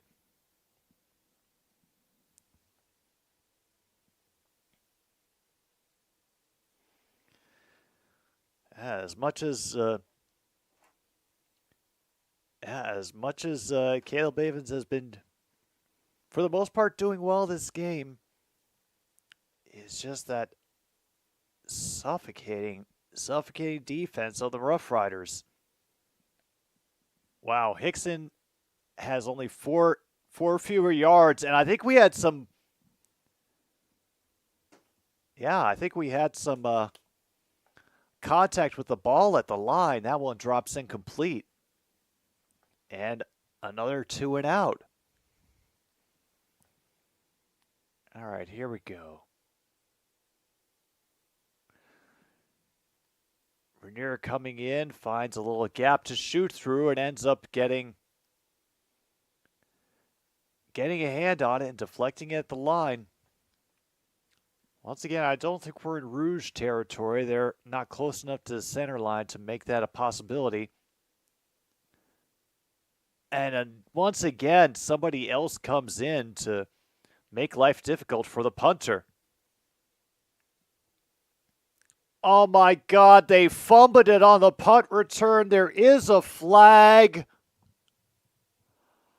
Holy hell. Second turnover of the game. And it's on special teams. Holy shit.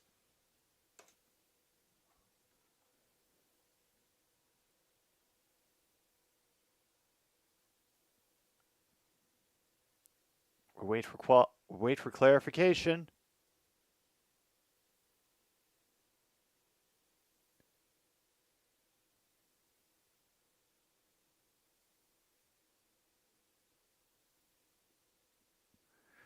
Wow.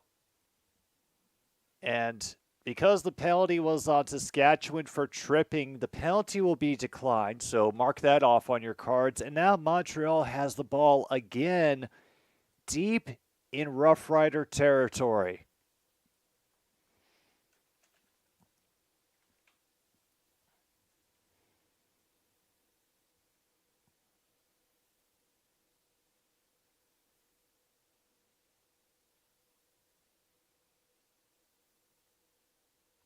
And they force Evans to throw it away again after he's like 15 yards behind the line and getting smothered.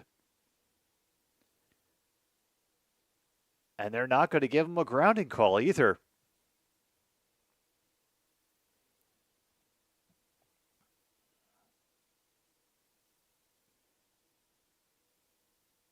Wow. Yeah, I don't know how they don't call that grounding. I guess they have different grounding rules. So again, from the 28, they'll try to run quick 2 from the slot. And once again, down he goes, sacked back to the 42. Cox Jr. gets the sack. Holy hell, loss of 12. Check off sack on your card. We actually got another, so hooray. Wow.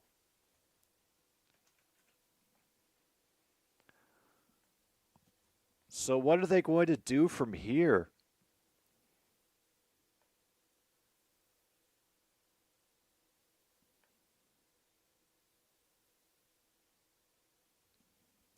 Officially a 48-yard try. This is not their usual kicker. David Cote is not in. Is Maltos with a 48-yard field goal attempt. We do have somebody waiting. And it's blocked! It gets blocked!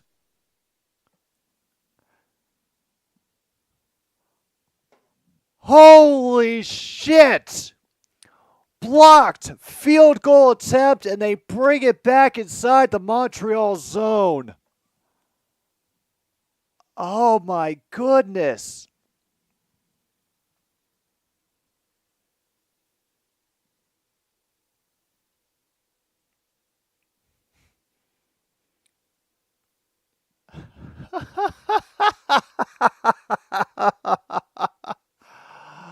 Oh man.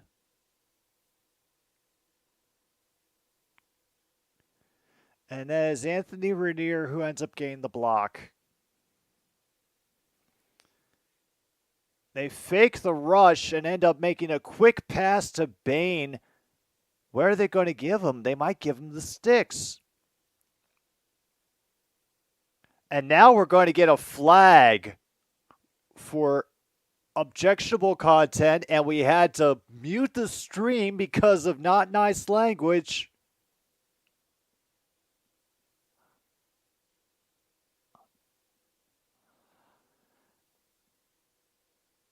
And they hand out offsetting misconducts. And the result of the play is a first down. Oh. Yeah, there is a whole lot going on right now. Anthony Rainier getting in the QB pressure, doing work on special teams. Damn. Pay that man. First down at the Alouette 39. 3 slot receivers on the far side. They run to Hickson up the middle. It gets grabbed quickly before it can get more than 3.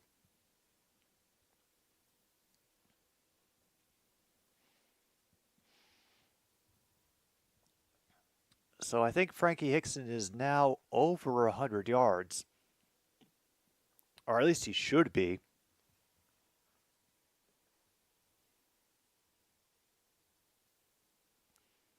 He is still in as well. Down to 30 seconds to play. Montreal threatening all the pressure. They only rush 5. It's a quick pass back inside to number 83. They move the sticks again, and second effort by Stearns moves it inside the 20. Wow.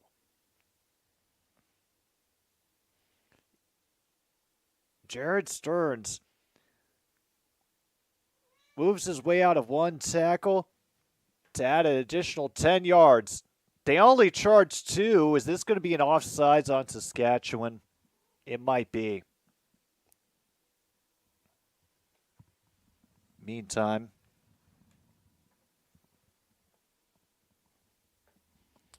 oh, it's procedure. Mark it off on your cards, folks. We finally got a procedure call.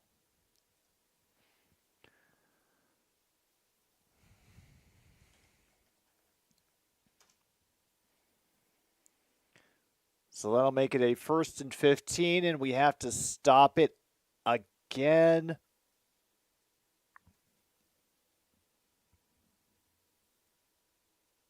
.3 seconds.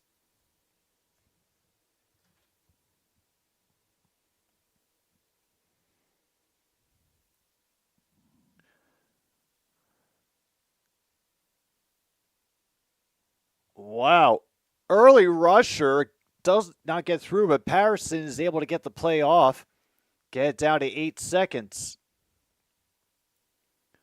So now what do they have on second down?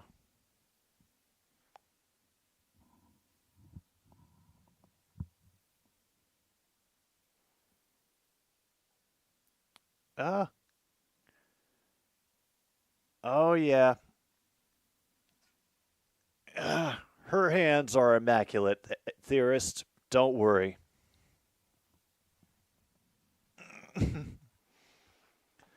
So Saskatchewan's just going to run out the second half with a 22-yard field goal attempt, not wanting to give Montreal anything else to do at the end of the half, and I don't blame them.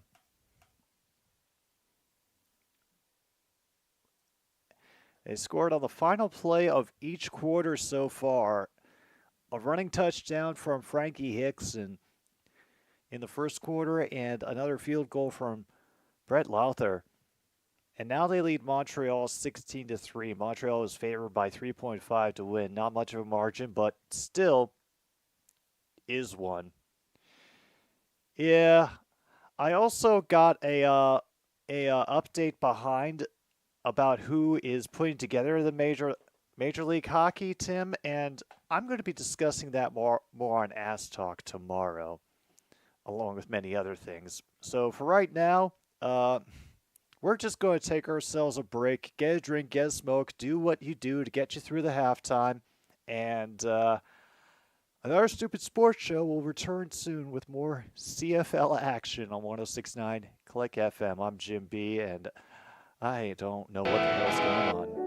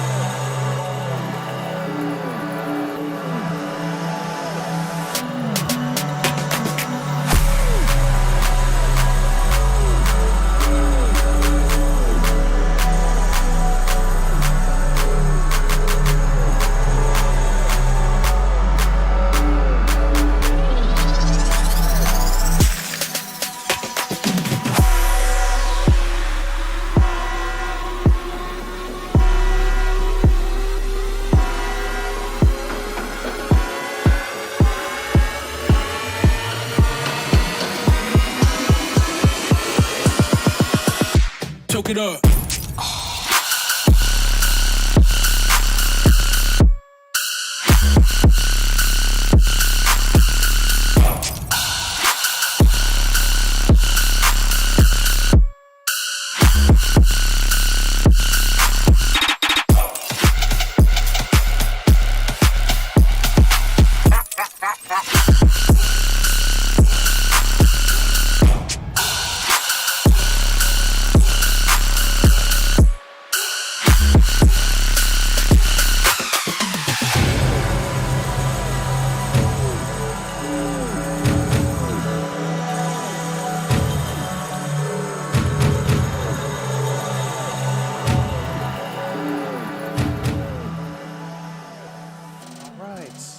We are back for the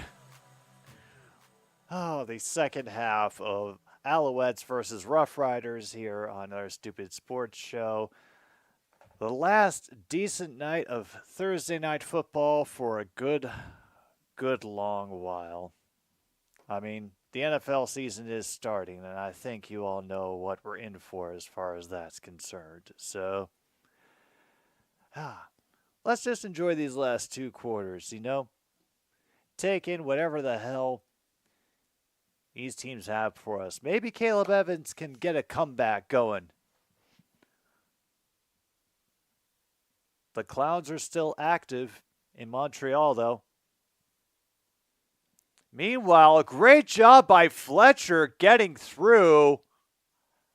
They're looking for an extra flag at the end. They do not get it. Oh, they do. And he'd already gotten out to midfield, so this is just going to be dream field position for the Alouettes.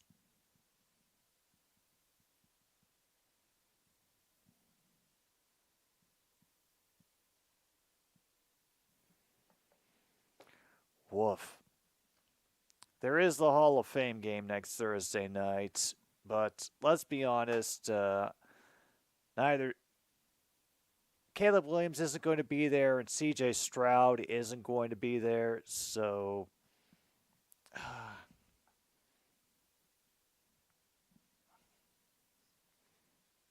maybe we'll get the return of General Davis Mills, but I think that's all we can really hope for. I mean, meantime, the Alouettes are going to be starting at the Saskatchewan 42. Now we have a bit of a late start by the runner Fletcher, who will get pummeled at the 35. There is a flag back toward where the backfield would have been. Montreal blows it with a holding penalty. Shoot. Pretty much, Ethan. Pretty much.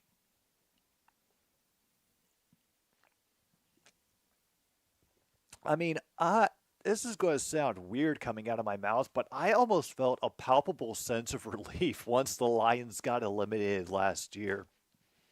And I had a feeling that I would feel that way no matter what point they got eliminated. It's like, finally the stress is over. And damn, good job on Reggie White getting that through the traffic. And Caleb Evans, let's take a look at this again.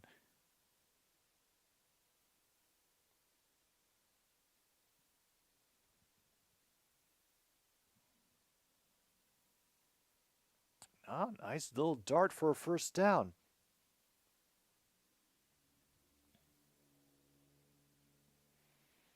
Oh, sorry, he only got 7. So we have 2nd and 13. They bring extra off of a blitz, and he ducks away. Is able to throw it forward for a great pass inside to Philpott, tackled at the 15. Oh no, this isn't Evans at all. It's Alexander, new QB in. Holy hell.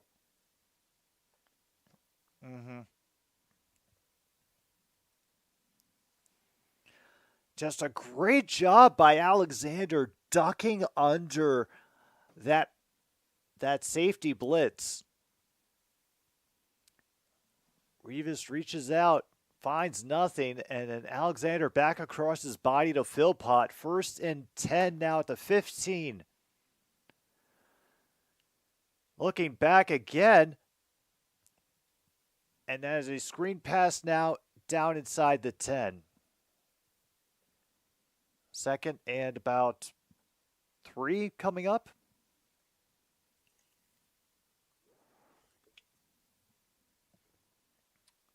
Okay, 5. We'll call it 5. Out of Portland State, Davis Alexander. Over 1,200 rushing yards and 25 rushing touchdowns.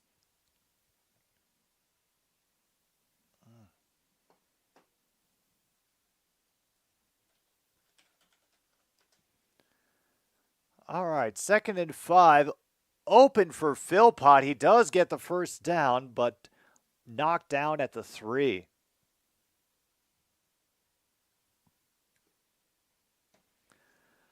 Okay. Montreal has decided to show up.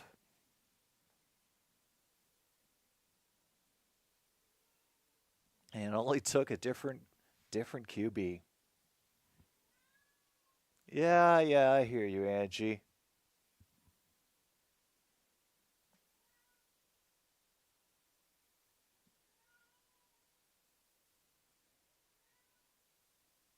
First and goal. They will get a delayed handoff and a loss of 3. Wow, Revis and Carney cutting into the backfield. I think Carney ended up making the contact.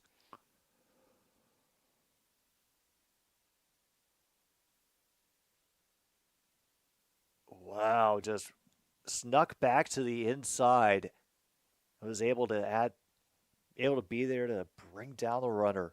Woof.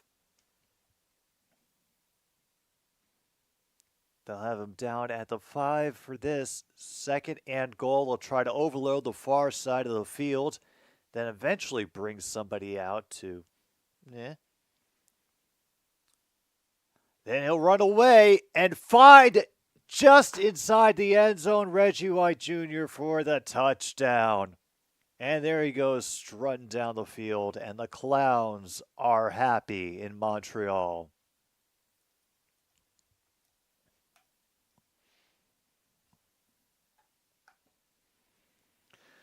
And I believe that is Davis Alexander's first CFL touchdown pass, and that is the first touchdown pass of the game, and it was made by the Montreal Alouettes. Jill Vanderlinde got 50,000 more reward points. Congratulations to her. And if you have first passing touchdown of game for home QB, mark that off on your cards because that's just what we got.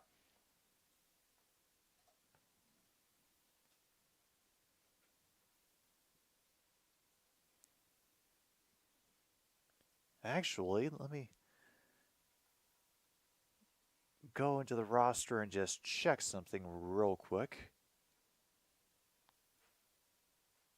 Oh, Davis Alexander, he is not a rookie. Okay.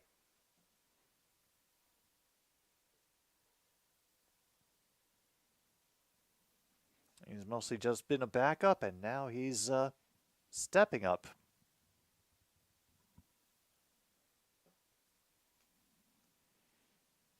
All right, so no, Logan, just for the fact that at the Montreal home games there is a pretty constant ebb and flow of what sound like horns, legit horns being honked, and they sound kind of like the ones that a clown would have. So it's just like goofy and weird and kind of creepy.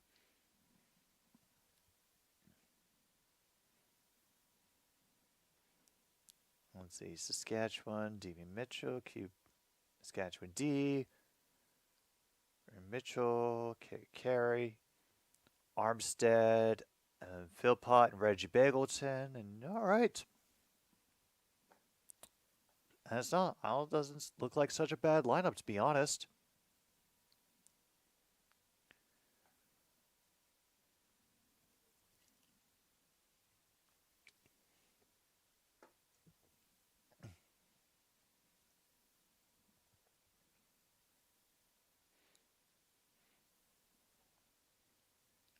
16 to 10.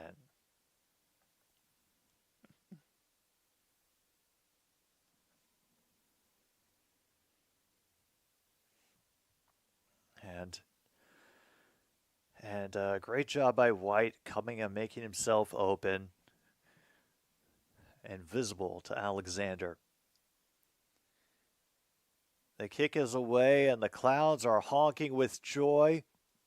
Return begins at the 28, immediately runs into a defender, brought down at the 40.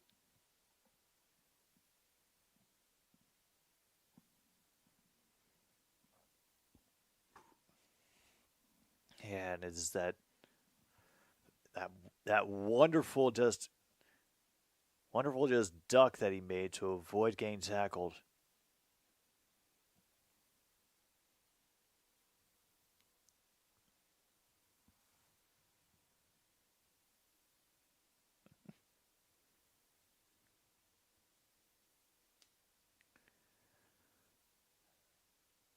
And the horns are out and crazy from the 40.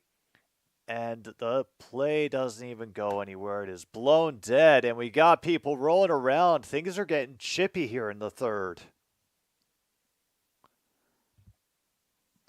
Oh, man. Montreal gets offsides. I think I even saw where it happened, but I thought they might have been able to time it just right.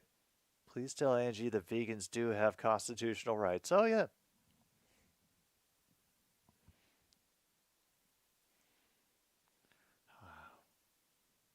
All right, 1st and 5.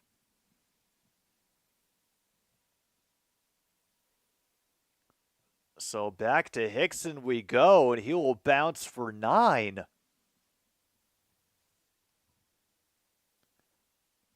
And now he is officially over 100 yards. What the hell did I put for... I always screw up the rushing ones. All right, so they are the visiting team, so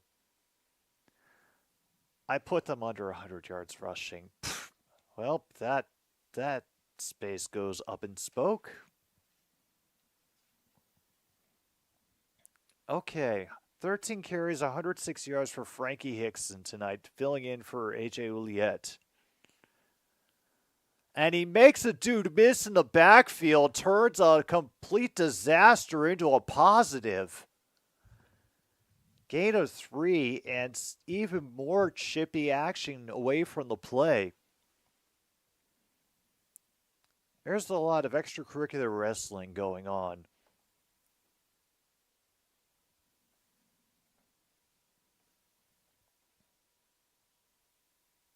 Wow, juked Sutton out of the backfield and is able to avert disaster. 2nd and 7, still not the greatest in the CFL, but better than would have been 2nd and 12.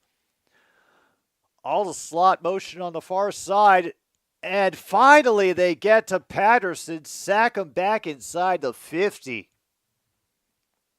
Ellis will get the credit on that one. Out we go.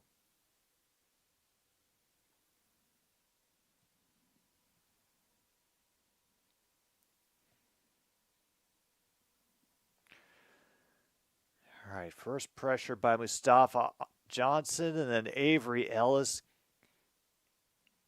is able to just come off of his assignment and knock Patterson down.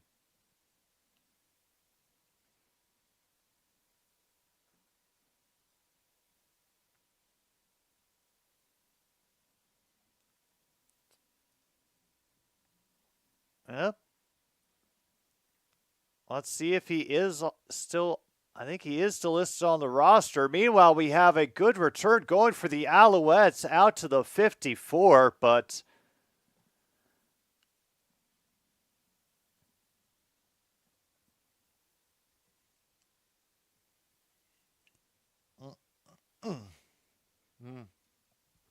And Shea Patterson leaving the field now, favoring an arm. I am not kidding, Logan.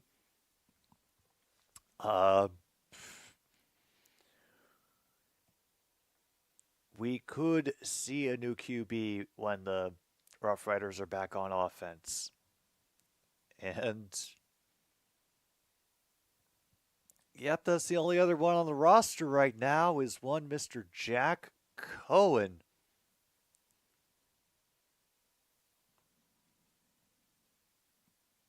Wait, did I have him listed down as one of the rookies for tonight? Sorry, just...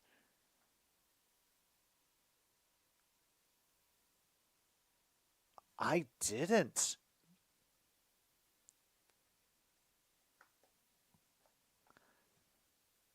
Probably because I thought, I mean, what are the odds that Patterson's... Oh, holy hell. Well, depending on how Patterson's arm is doing, Logan, we may very well see Jack Cohen coming in for the Saskatchewan Roughriders.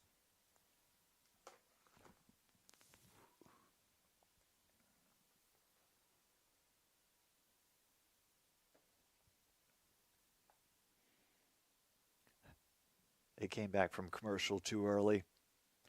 CFL Plus, you're so much fun.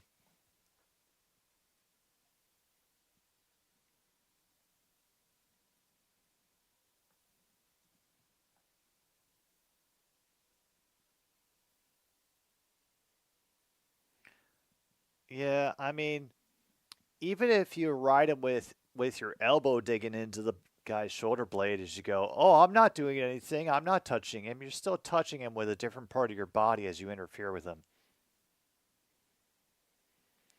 And now it negates it back to the 14-yard line. And a big, wow, what a throw by Alexander. Everything collapsing around him. And is that Philpott on the reception? Of course it's Philpott on the reception. Damn. So yeah, let's definitely put down what a throw for that one. And we'll put what a catch as well, just because Philpott had to run to meet that one.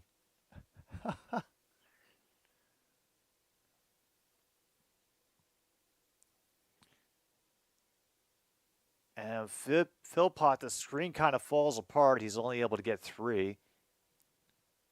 Where's the what a throw, what a catch spots?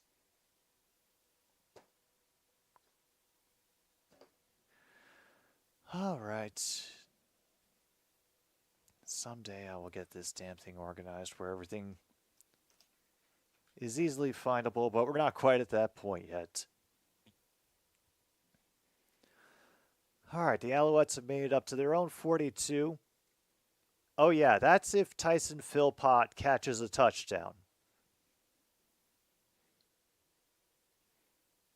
Meanwhile, Reggie White Jr. gets the catch at the sticks. I think that's going to be another first down for the Alouettes. And Alexander just driving the team along. So far, he is 8 for 9 for 89 yards. Yeah, welcome, MKI. You're just in time for as many rounds of Alouette as you can stand. We're officially down to 4:42 to go in the third.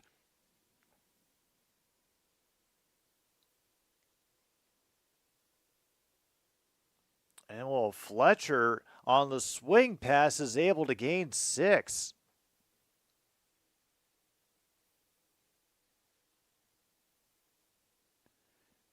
Yeah. It has been an interesting game. The Alouettes switched QBs at halftime, and Davis Alexander has been actually filling in rather admirably. With that, actually 9 for 9 for 94 yards.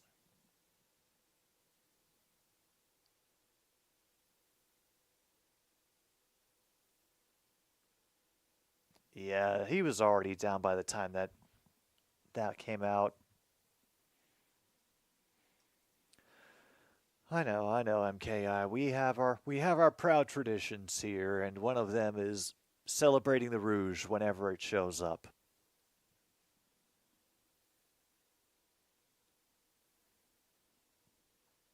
Yeah, this should definitely be uphill.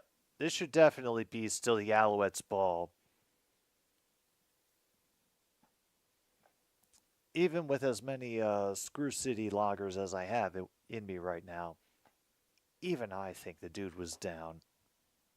So we'll just leave that there. Go back to the bingo board and see if there are any spots that we can add on.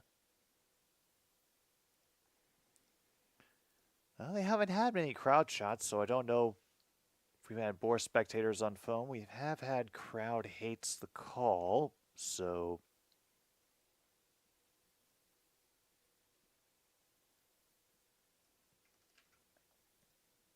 we can definitely add that. I didn't think we already had, so fantastic. We have more spaces.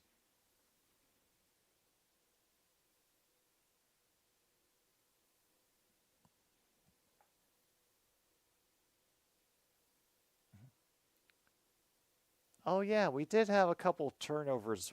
We did have a turnover wasted, so we can check off turnover wasted.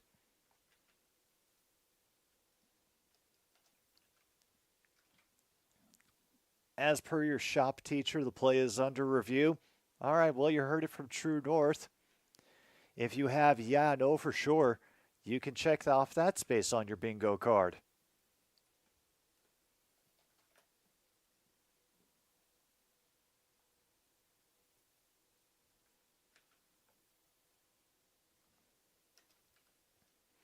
Although thankfully, CFL Plus is working pretty damn reliably tonight.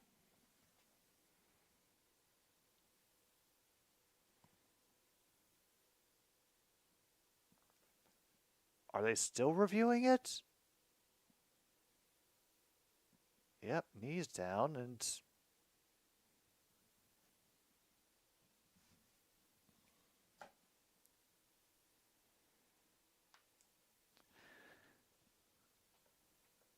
yeah, ruling on the field stands, and Saskatchewan loses their second timeout to a failed challenge.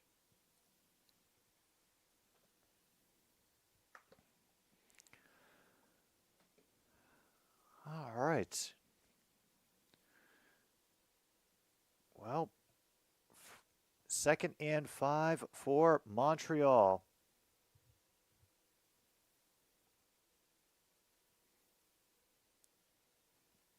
And there's another completion.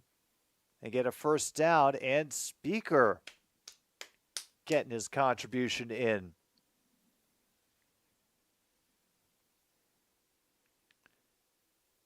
I'm not sure that it's really cold enough for Tim Hortons, and this I'm just guessing it doesn't seem like an iced coffee kind of crowd. So I don't think they're drinking their Tim Hortons. I actually did the mental math MKI at the All-Star break, and yeah, they'll have to lose. They would have to lose one out of every 3 games. So whether they get to that ahead of a certain date or beyond, who the hell knows? But I think they could definitely do it. And where are we at right now?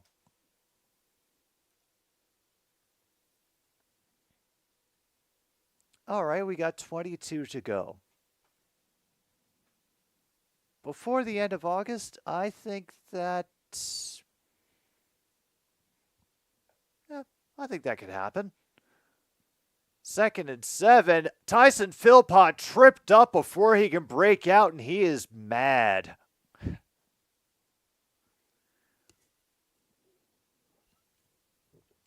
It is a first down for the Alouettes, but he wanted more. Just banging the hell out of the ground right after he was tackled.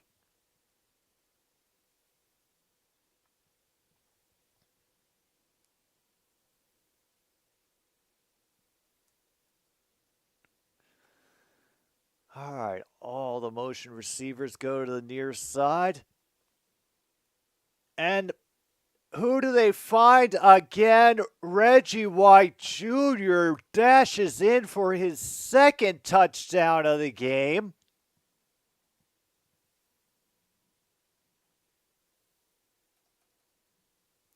And wouldn't you know it, we are now tied.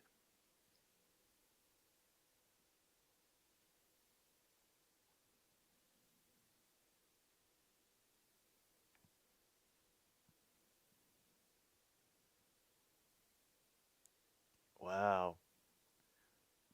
Ava Gertz from 100 Mile House, BC has won a single cup espresso maker. And with this kick, the Montreal Alouettes have taken the lead for what feels like the first time in this game, actually. So, yeah, we've had our first lead change of the night.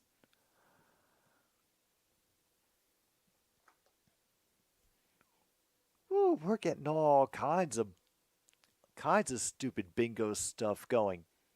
And by the way, we have apparently officially had 3 turnovers in this game. So, yeah, if you have over 2.5 turnovers in the game, mark that off on your bingo cards as well.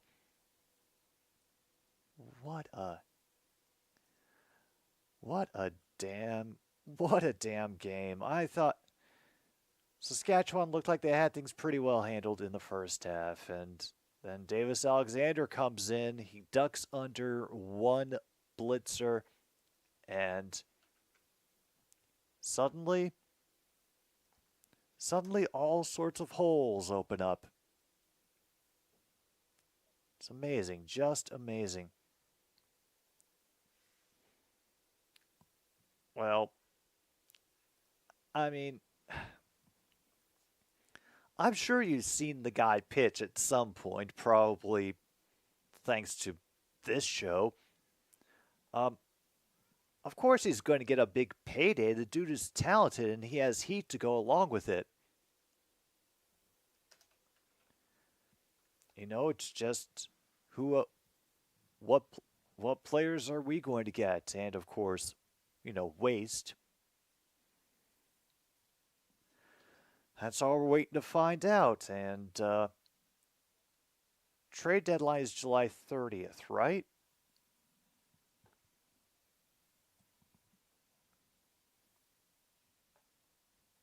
For 12, 147 yards, 2 touchdowns. Those are the stats for Davis Alexander tonight. And they lead by 1. From just inside the 20. And a great job to hold the runner down at the 36. And nope, this is Shea Patterson.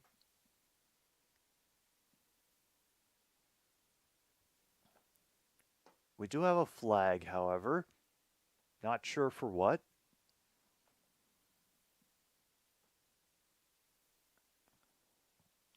Oh. Saskatchewan does a misconduct penalty on the kick return and sets them back. Damn, man. Oh, man, the Clowns are digging it. They are honking with reckless glee.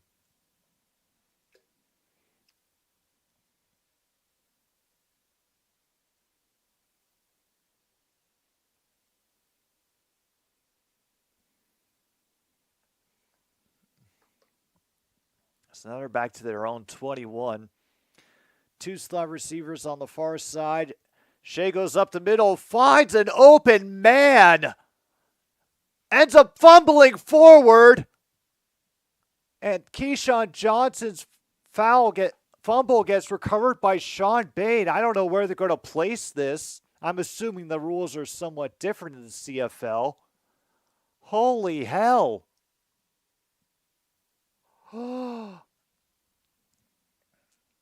Keyshawn Johnson gets the ball ripped out, and then recovered by his teammate Bane.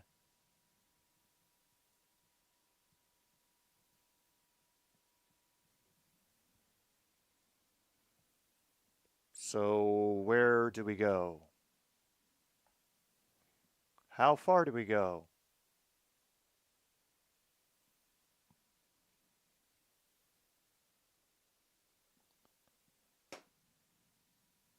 And they got called for procedure for not having an end on the line. And that great, insane play goes for nothing.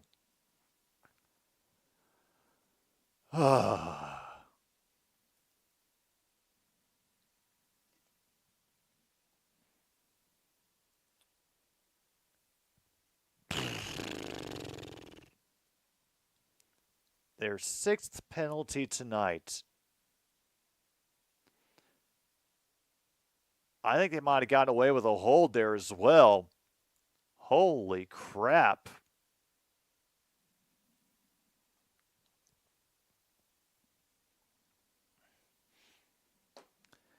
I thought Philpott was a lock to get the touchdown on this one, Logan, but damn, Davis Alexander and Reggie White Jr. are just apparently having one of those nights. Okay, they did get it. They did get the first down, so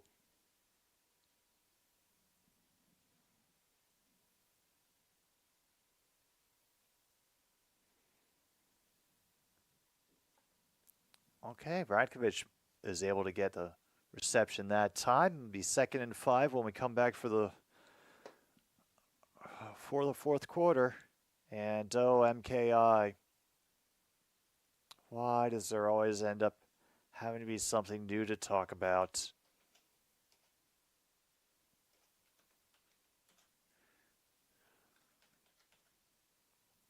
Wow. That is going to have to lead to some major reevaluating on my part. All right. Well, I think we need ourselves a pause for the cause to figure out what the hell is going to happen next. Maybe in this game and a couple other things. And we'll be back for the fourth quarter of Saskatchewan versus Montreal. And Montreal now leads by 1 very soon.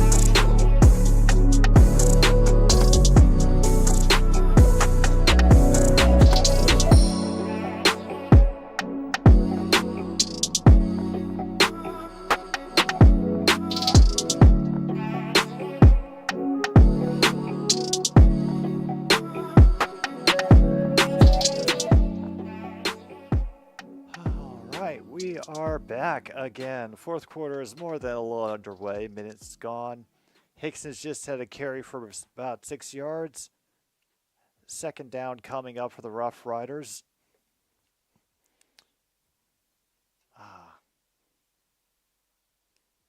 Can't believe that they are now down by a point.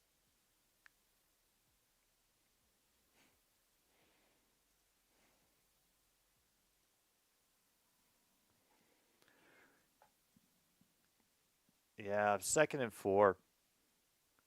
Patterson pressured quickly, but is able to get the pass away off of number 19, streaking to the middle of the field.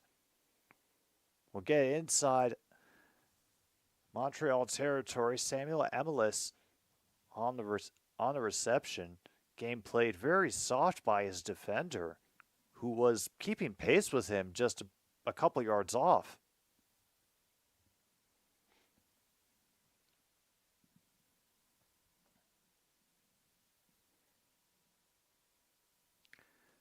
The end of the inside of the NBA. Hickson cuts back, meets very fierce resistance at the 45.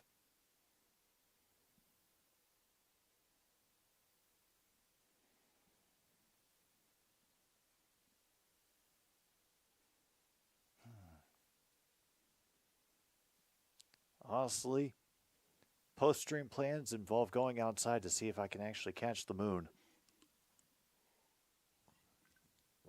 Haven't gotten to look at it in a while. Oh, no, there the clowns go.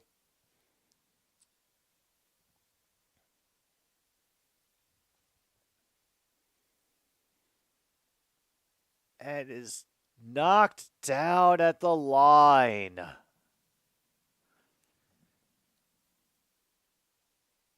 And Shea Patterson has to be helped up.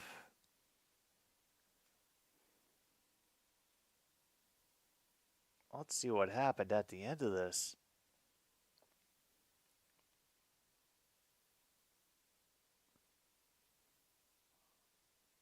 Oh, yeah, he got nailed from behind after the play. Wow.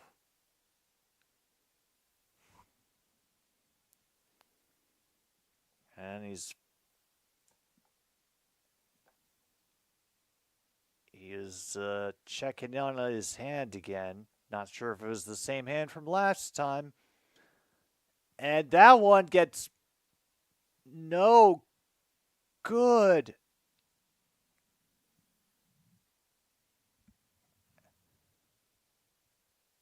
And he hits the bar again. Did he really hit the bar again? Off the upright. Oh my goodness.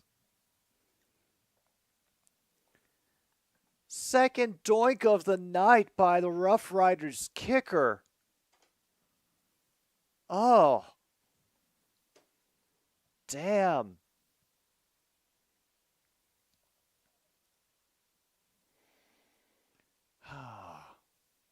Oh, there's got to be something I can check off for how stupid this is. No rushing.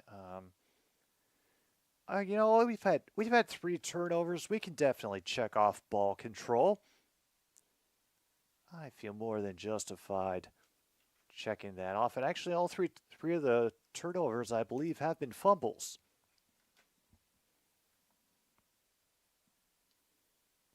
How many passing yards does Chris Evans have tonight?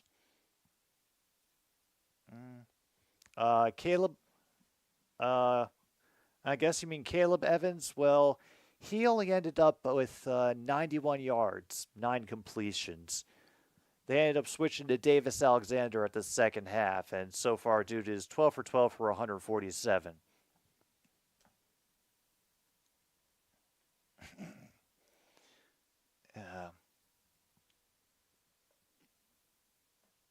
We've already had so many riches tonight, Luke. We can't.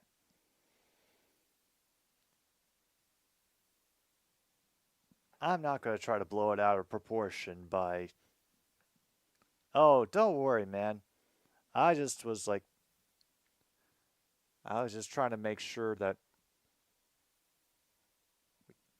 we were talking about the same kind of person.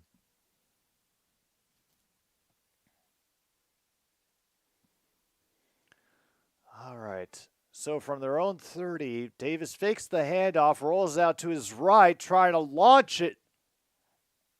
And they shouldn't call a flag because it still had an opportunity to catch that.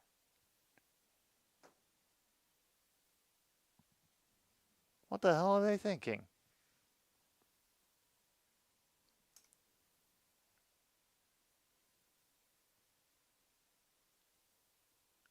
Oh, that's right. They lost their challenge, so they can't challenge any more penalties. Okay, there's the grab.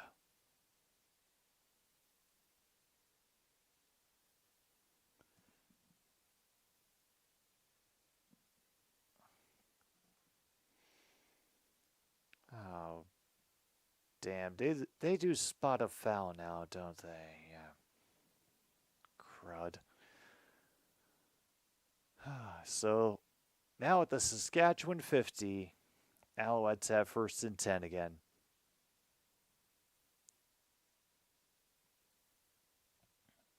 Okay, two slot receivers on the near side. Quick pressure crosses him to try to do a quick throw to Reggie White Jr., and he now has his first incompletion.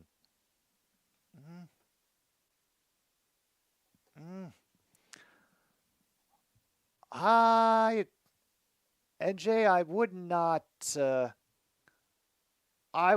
say over 50 for this game unless something really, really starts to open up, because both these teams' defenses have been able to lock down for the majority of the game.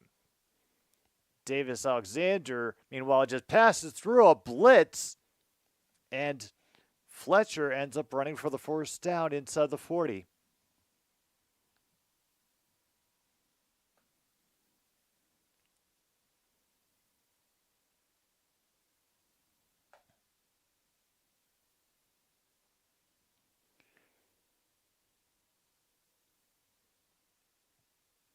And all those wide receivers right on their assignments, even Philpott.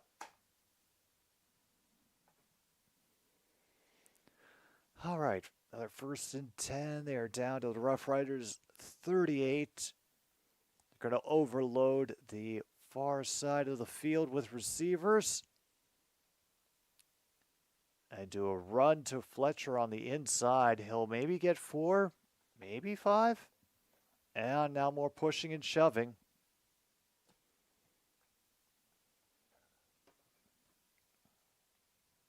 Oh, they're going to give him 5.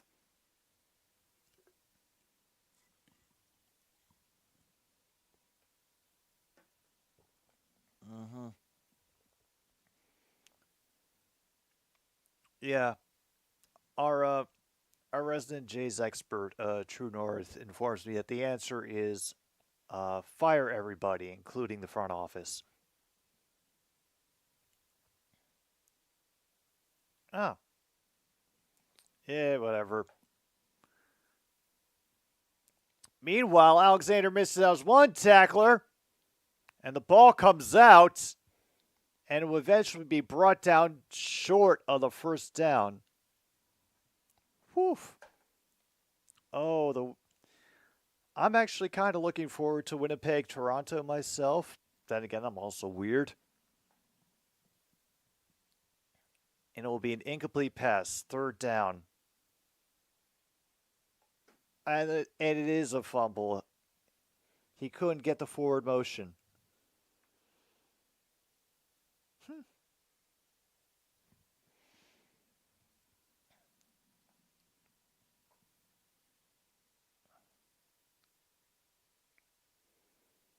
What a bonkers game. All right. So now 3rd and 5 because it was incomplete, supposedly. Oh, hell, Command Center's going to review it now.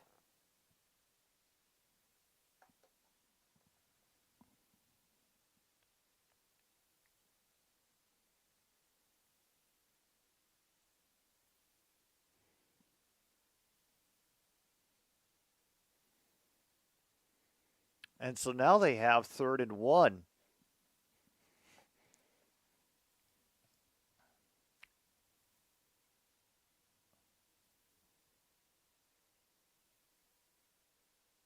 Mhm. Oh, and there's the guy in a Vikings jersey at the game.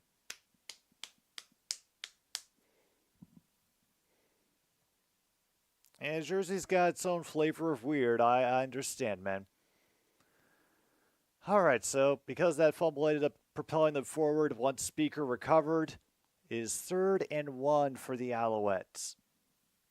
Should be easy. Emphasis on should.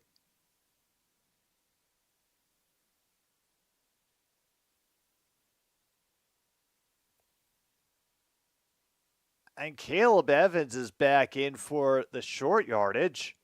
I think they're going to give it to him. Are they having to separate people again? Yeah, 1st down.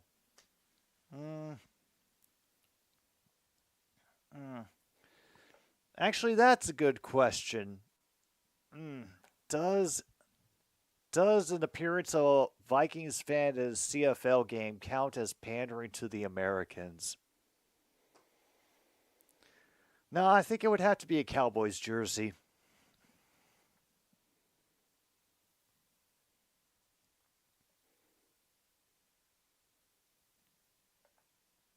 Ooh, Tyson Philpott. Well, he's got more going in the second half. So far tonight, 7 receptions for 88 yards. Now Davis Alexander is just going to drop back, wait for everything to calm down, and then run away from the pressure and get out a couple yards short of the sticks. At the moment, we are at 7:49 to go.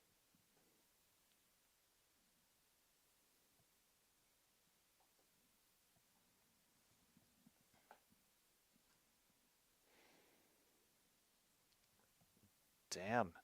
And he had so much time to just sit back there.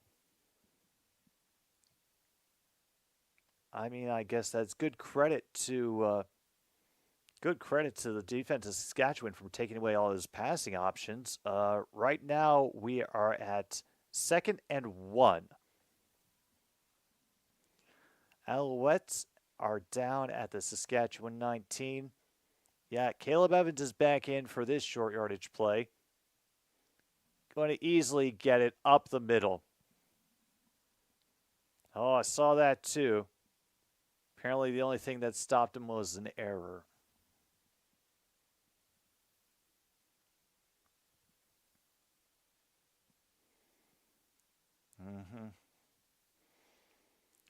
Oh, yeah, MKI. Feels real good. All right, Montreal looks like they're going about to extend their lead with 7 minutes to go here in this game, or at least in regulation. I hope there's no overtime.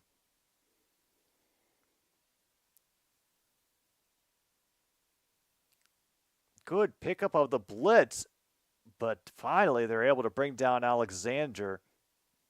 Loss of 1.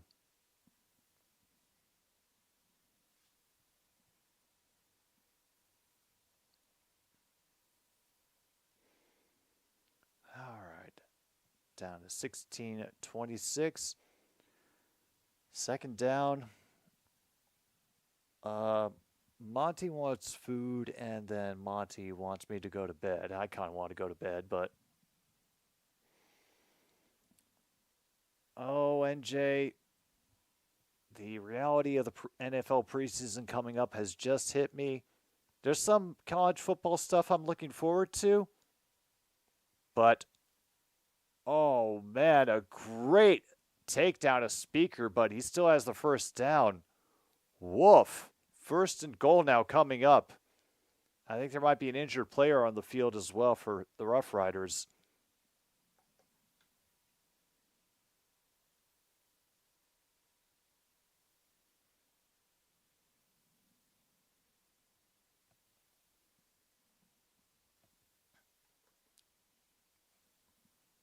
Okay, well, yeah, looks like we got a cramp that we're going to work out for a few seconds here. We got to go to a commercial. We're at 5:49 to go right now. My clock has got a bit of time to catch up.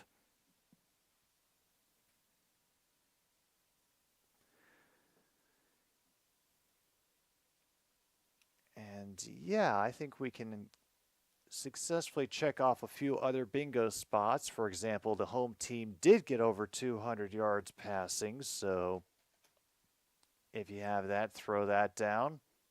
Um, yeah, they've absolutely given up on the rush games, so I feel comfortable marking off home team under 175 yards rushing,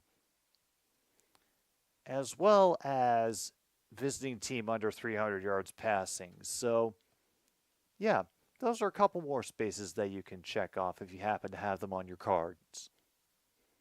Let me just get them updated onto the list. We have another commercial break to sit through. And we unfortunately do not get any of the wonderful, wonderful local Canadian advertising, which I'm sure would be an absolute hoot and a half.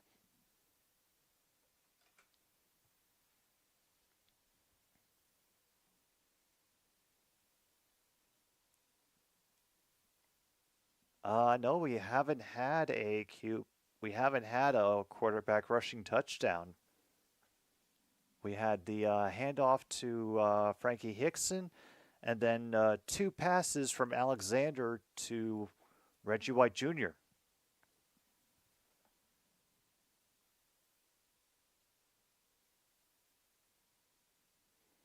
So we still waiting on a QB rushing touchdown to happen.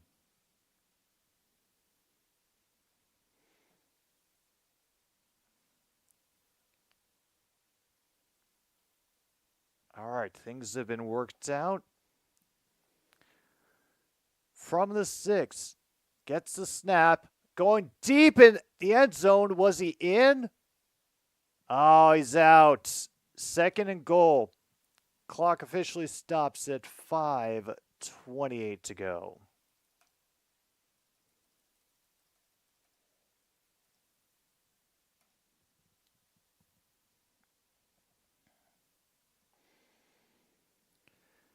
Yeah, I mean they were down 13 at the end of the first quarter, but this has been just unanswered.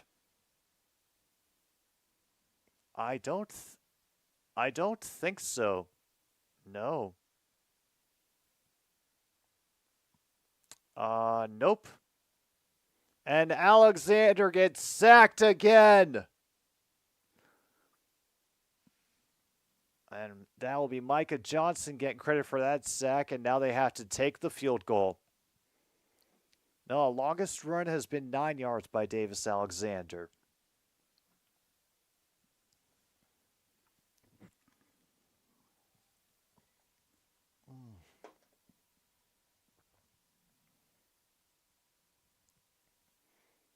All right, well, that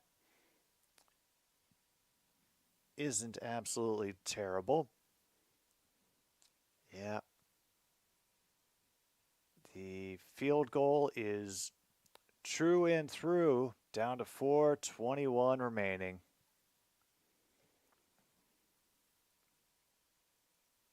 Damn. Now they lead by 4.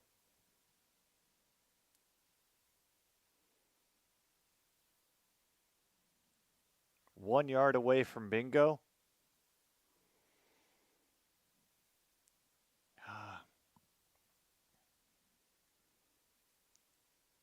I don't know what to tell you, man. That's sometimes how it goes.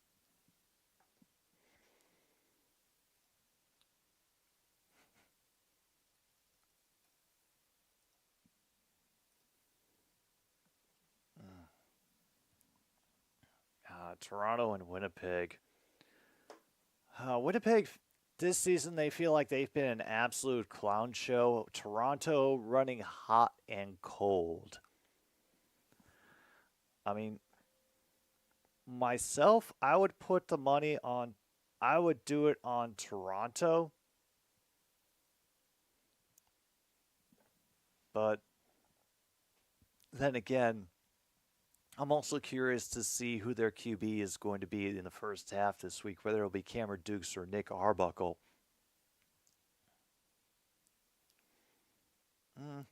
Nah, the Montreal crowd is usually pretty consistently active during those home games. I had a little bit of concern that they could die down in the third quarter, but then Davis Alexander and company just tore their way down the field.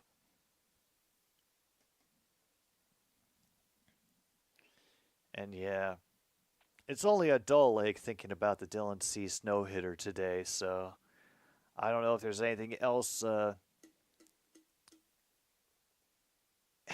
don't know if there's anything else that could provide any good deep hurting at this point. It's in one rush, John Jay. And thankfully, the TSN box score includes each runner's long rush for the day. So that's how I happen to know that offhand. Holy hell, great job by Bain cutting back inside on that hitch play for the first down. Gets to the 52 at least.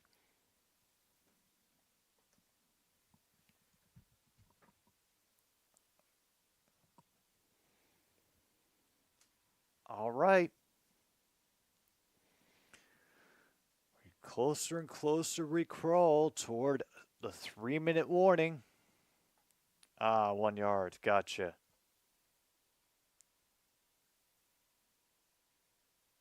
Duke's not completely consistent. Colaro's more promising than Duke's. Fair. Oh my goodness, he threw it right to the guy. And Beverett, they didn't even bother to tackle him.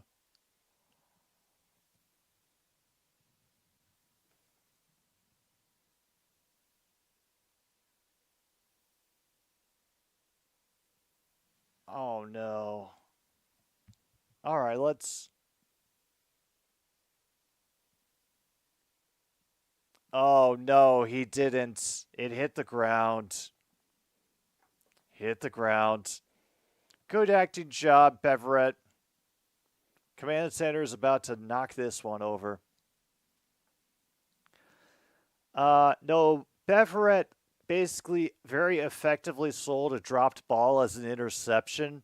Was able to get a play to continue. So it's about Command Center is reviewing it. It was a very, very off target. I don't know what the hell he was doing throwing there, honestly. And Beverett essentially trapped the ball. Oh, awesome. 3:17 on the game clock.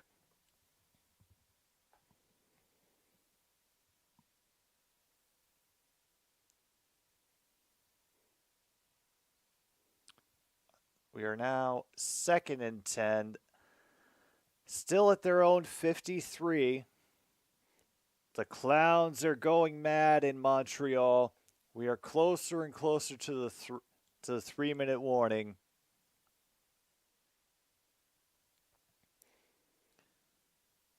They will run 2 slot receivers on the far side. Alouettes pressure with 5, and they end up getting to Patterson, sacked at their own 45. Ellis will get the credit for bringing him down. 3-minute warning, folks. 2:53 on the clock.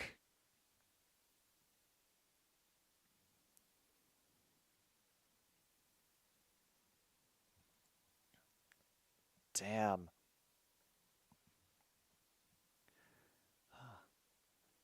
This could be an opportunity for the Alouettes to put this game away, honestly. Well, thank you for dropping by, NJ.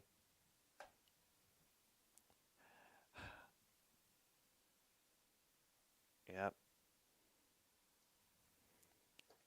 Defense taking care of things, even keeping Caleb Evans from doing too much in the pocket. And then Davis Alexander comes in. He stands at 14 for 16, 172 yards right now.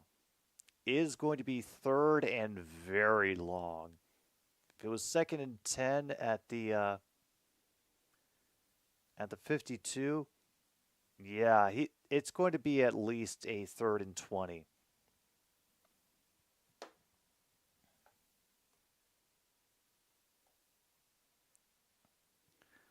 Oh goodness, people tuning all the way in from Australia.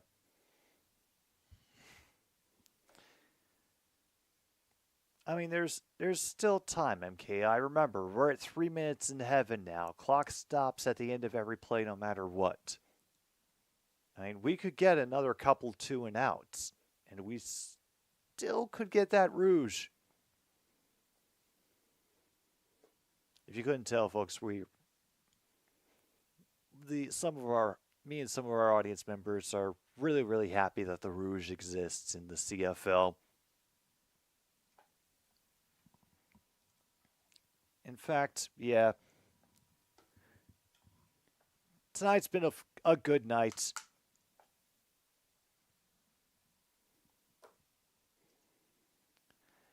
Yeah. Truth be told, True North, I haven't looked at my YouTube stats in a couple of months, and I've never been happier.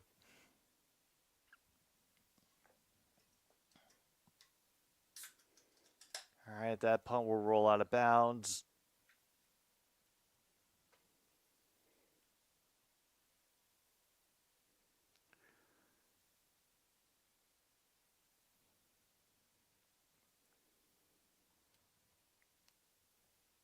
Oh, wow. They got their own stadium hopping record chaser in the house tonight. I don't know if that counts toward anything for bingo, but it's at least something interesting.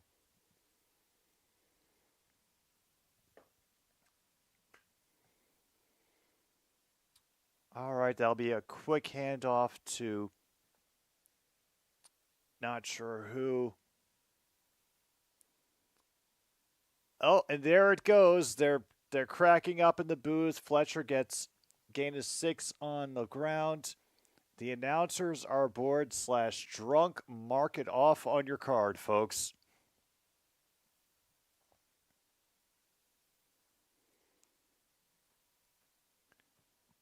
Oh, damn. I already had it marked off. No, we're only on second down, 2nd and 3.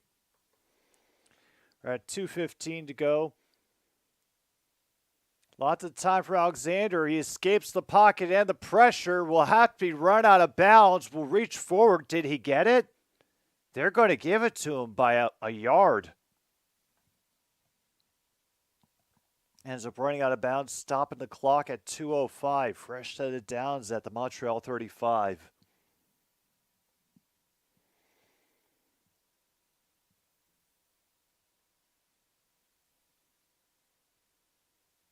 And good job leaning forward and stretching.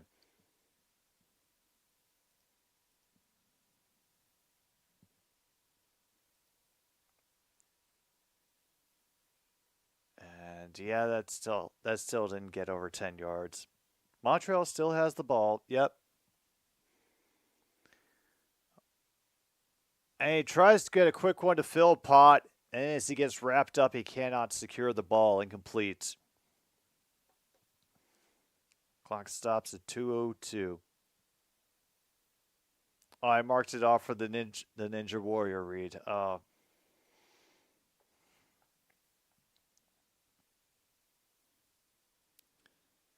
Yeah, whatever that guy in the crowd just yelled, I'm with him. All right. 2nd and 10 now from the 35. The run 2 on the far side. They get the catch, but it is 4 yards shy of the first. They'll only get to the 41.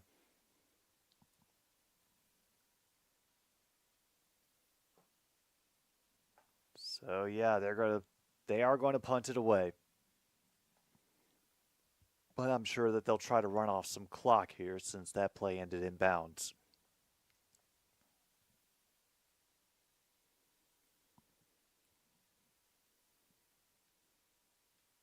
Yep. They're definitely going to take their time.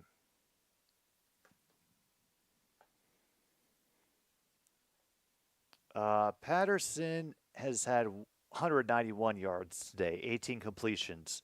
We're down to 135.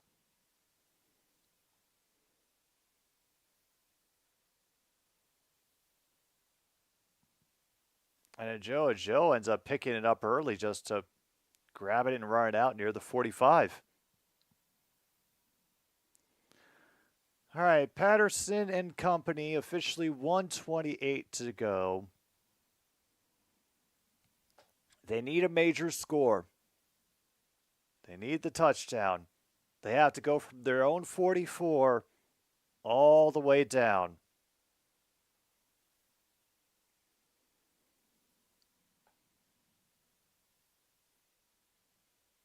You win 3K if he goes under 237.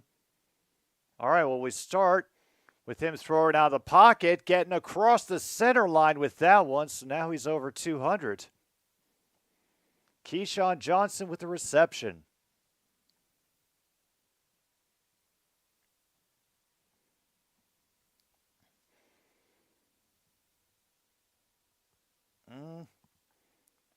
We will see. Their offense has been struggling a little bit, and then I think we're going to get called for offsides on the Alouettes.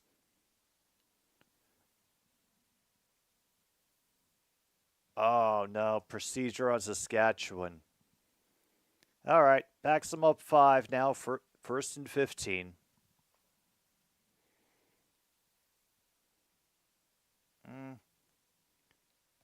Spelled differently.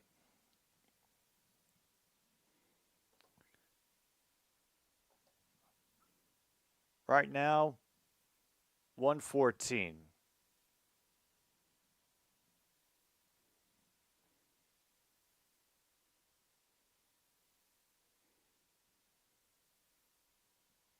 They're taking a long time to reset the game clock to 114. Maybe the game clock timer is drunk.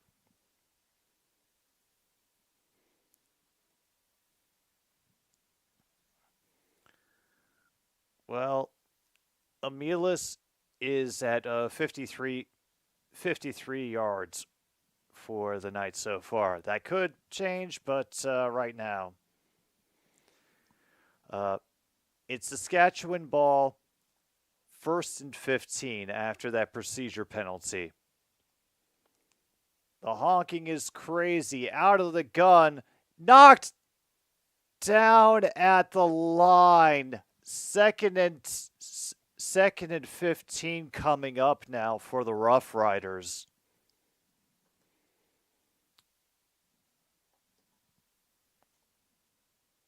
And Sutton ends up knocking that pass down at the line of scrimmage.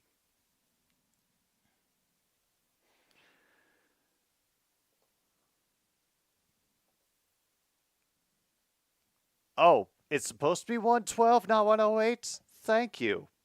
All right.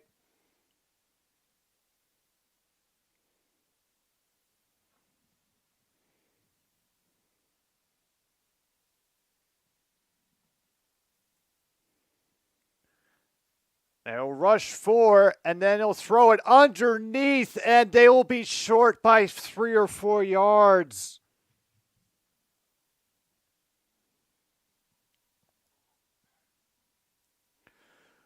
All right. And we have a flag now. Oh. Damn.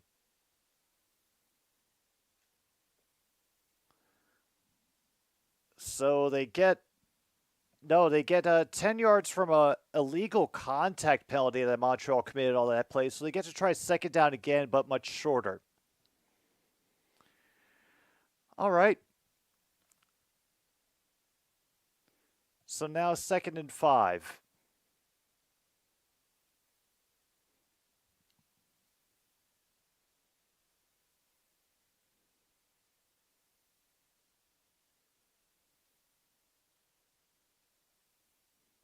They're taking their time placing the ball, bringing up the markers.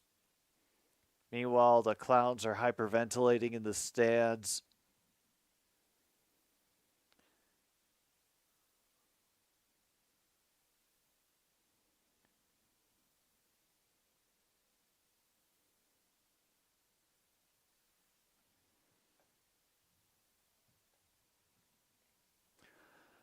All right. From the Montreal 49, 2nd and 5 for Saskatchewan. Two slot receivers on the near side. Patterson, they rush him quickly. Pressure coming, overthrown. No one has any timeouts left, Bilal. They lost them all on dumb strategy in the first quarter and then losing on challenges throughout the game. So now 3rd and 5 again.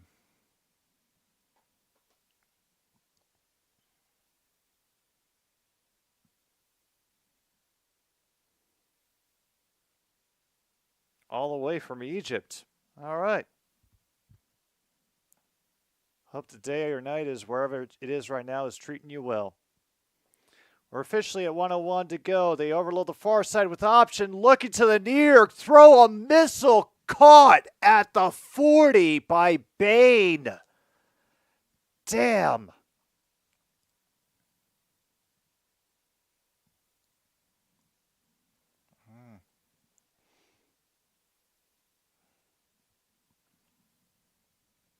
I mean, obviously, I'm not a coach, True North, so my word is not to be taken on those sorts of things. All right, they got down to the Montreal 40. So that was about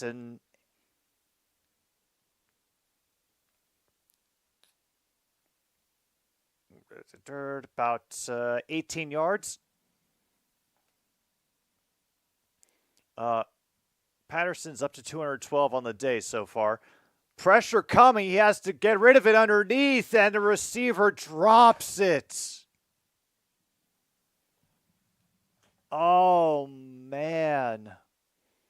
He had some room to run, but could not haul in the pass. Looked away before he got the ball.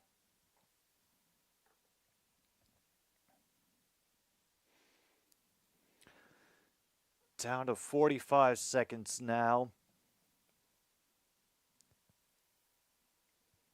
Yeah, that's what 3 minutes in heaven does, man. Clock stops after every play, no matter what. He has to throw over the middle again, and his player ends up stepping through one tackle and then beating the race to the sticks. He might have gotten it. Where are they going to mark him here on the sideline?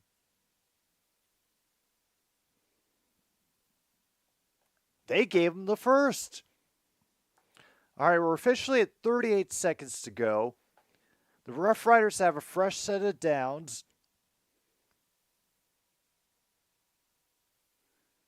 I'm sure pressure going to be coming. Alouettes are not willing to let it up. And the blitz came off the corner. They had to force another quick throw to Emelis. Incomplete now. 2nd down and 10. I mean, this feels like 3-down territory, Bilal.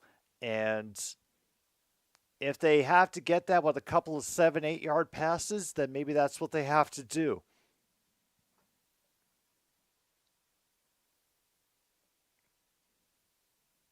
All right, here it is again, and it's knocked down again. They were looking up the middle to counteract the rush. Now it is 3rd and 10.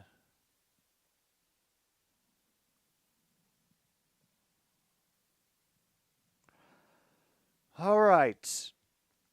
Last chance coming up for Saskatchewan. Now it would make sense to go deep. Or at least longer than 15. The clowns are in full effect at McGill.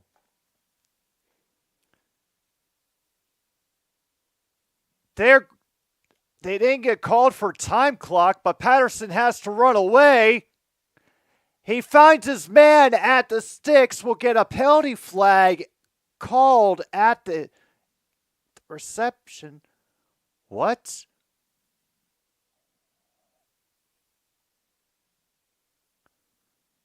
Oh no. Roughriders are about to lose this to an illegal participation?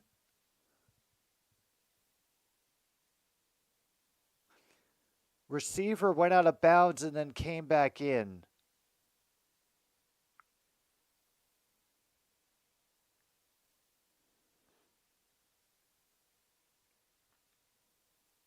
Yeah. Flag is going to be on Saskatchewan.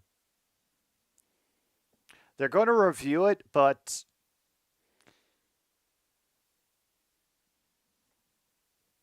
Picton may not have been eligible to make that catch at the first down marker.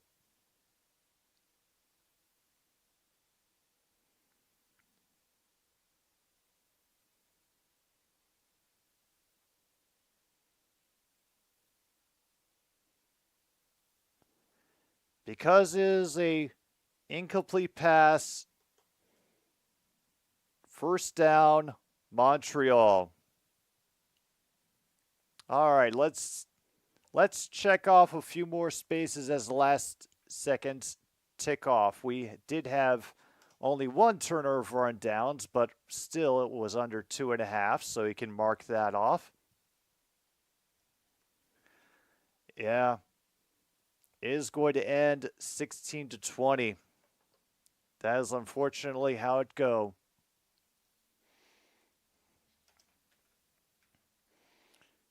All right, can also mark off under 2.5 lead changes, if anybody got that. And, yep, over 2.5 turnovers in the game. Shea Patterson ends the game with 222 yards.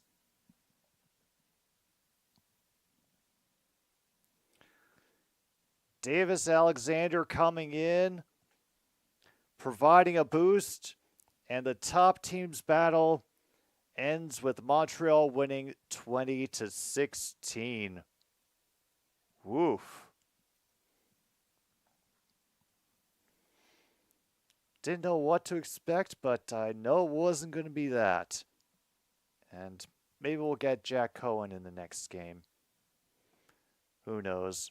I'm also sorry that we didn't get a bingo, it sounds like. That's how it goes sometimes.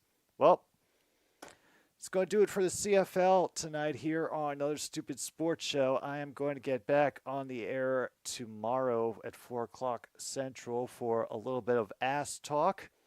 Going to go over some more sports things at that time that have been bouncing around my mind, including recent news that,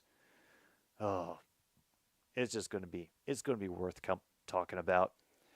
But until then, this is Jim B on 106.9 Click FM. Thank you for tuning into the CFL, everybody. Take care of yourselves, and good night, Milwaukee, wherever you are.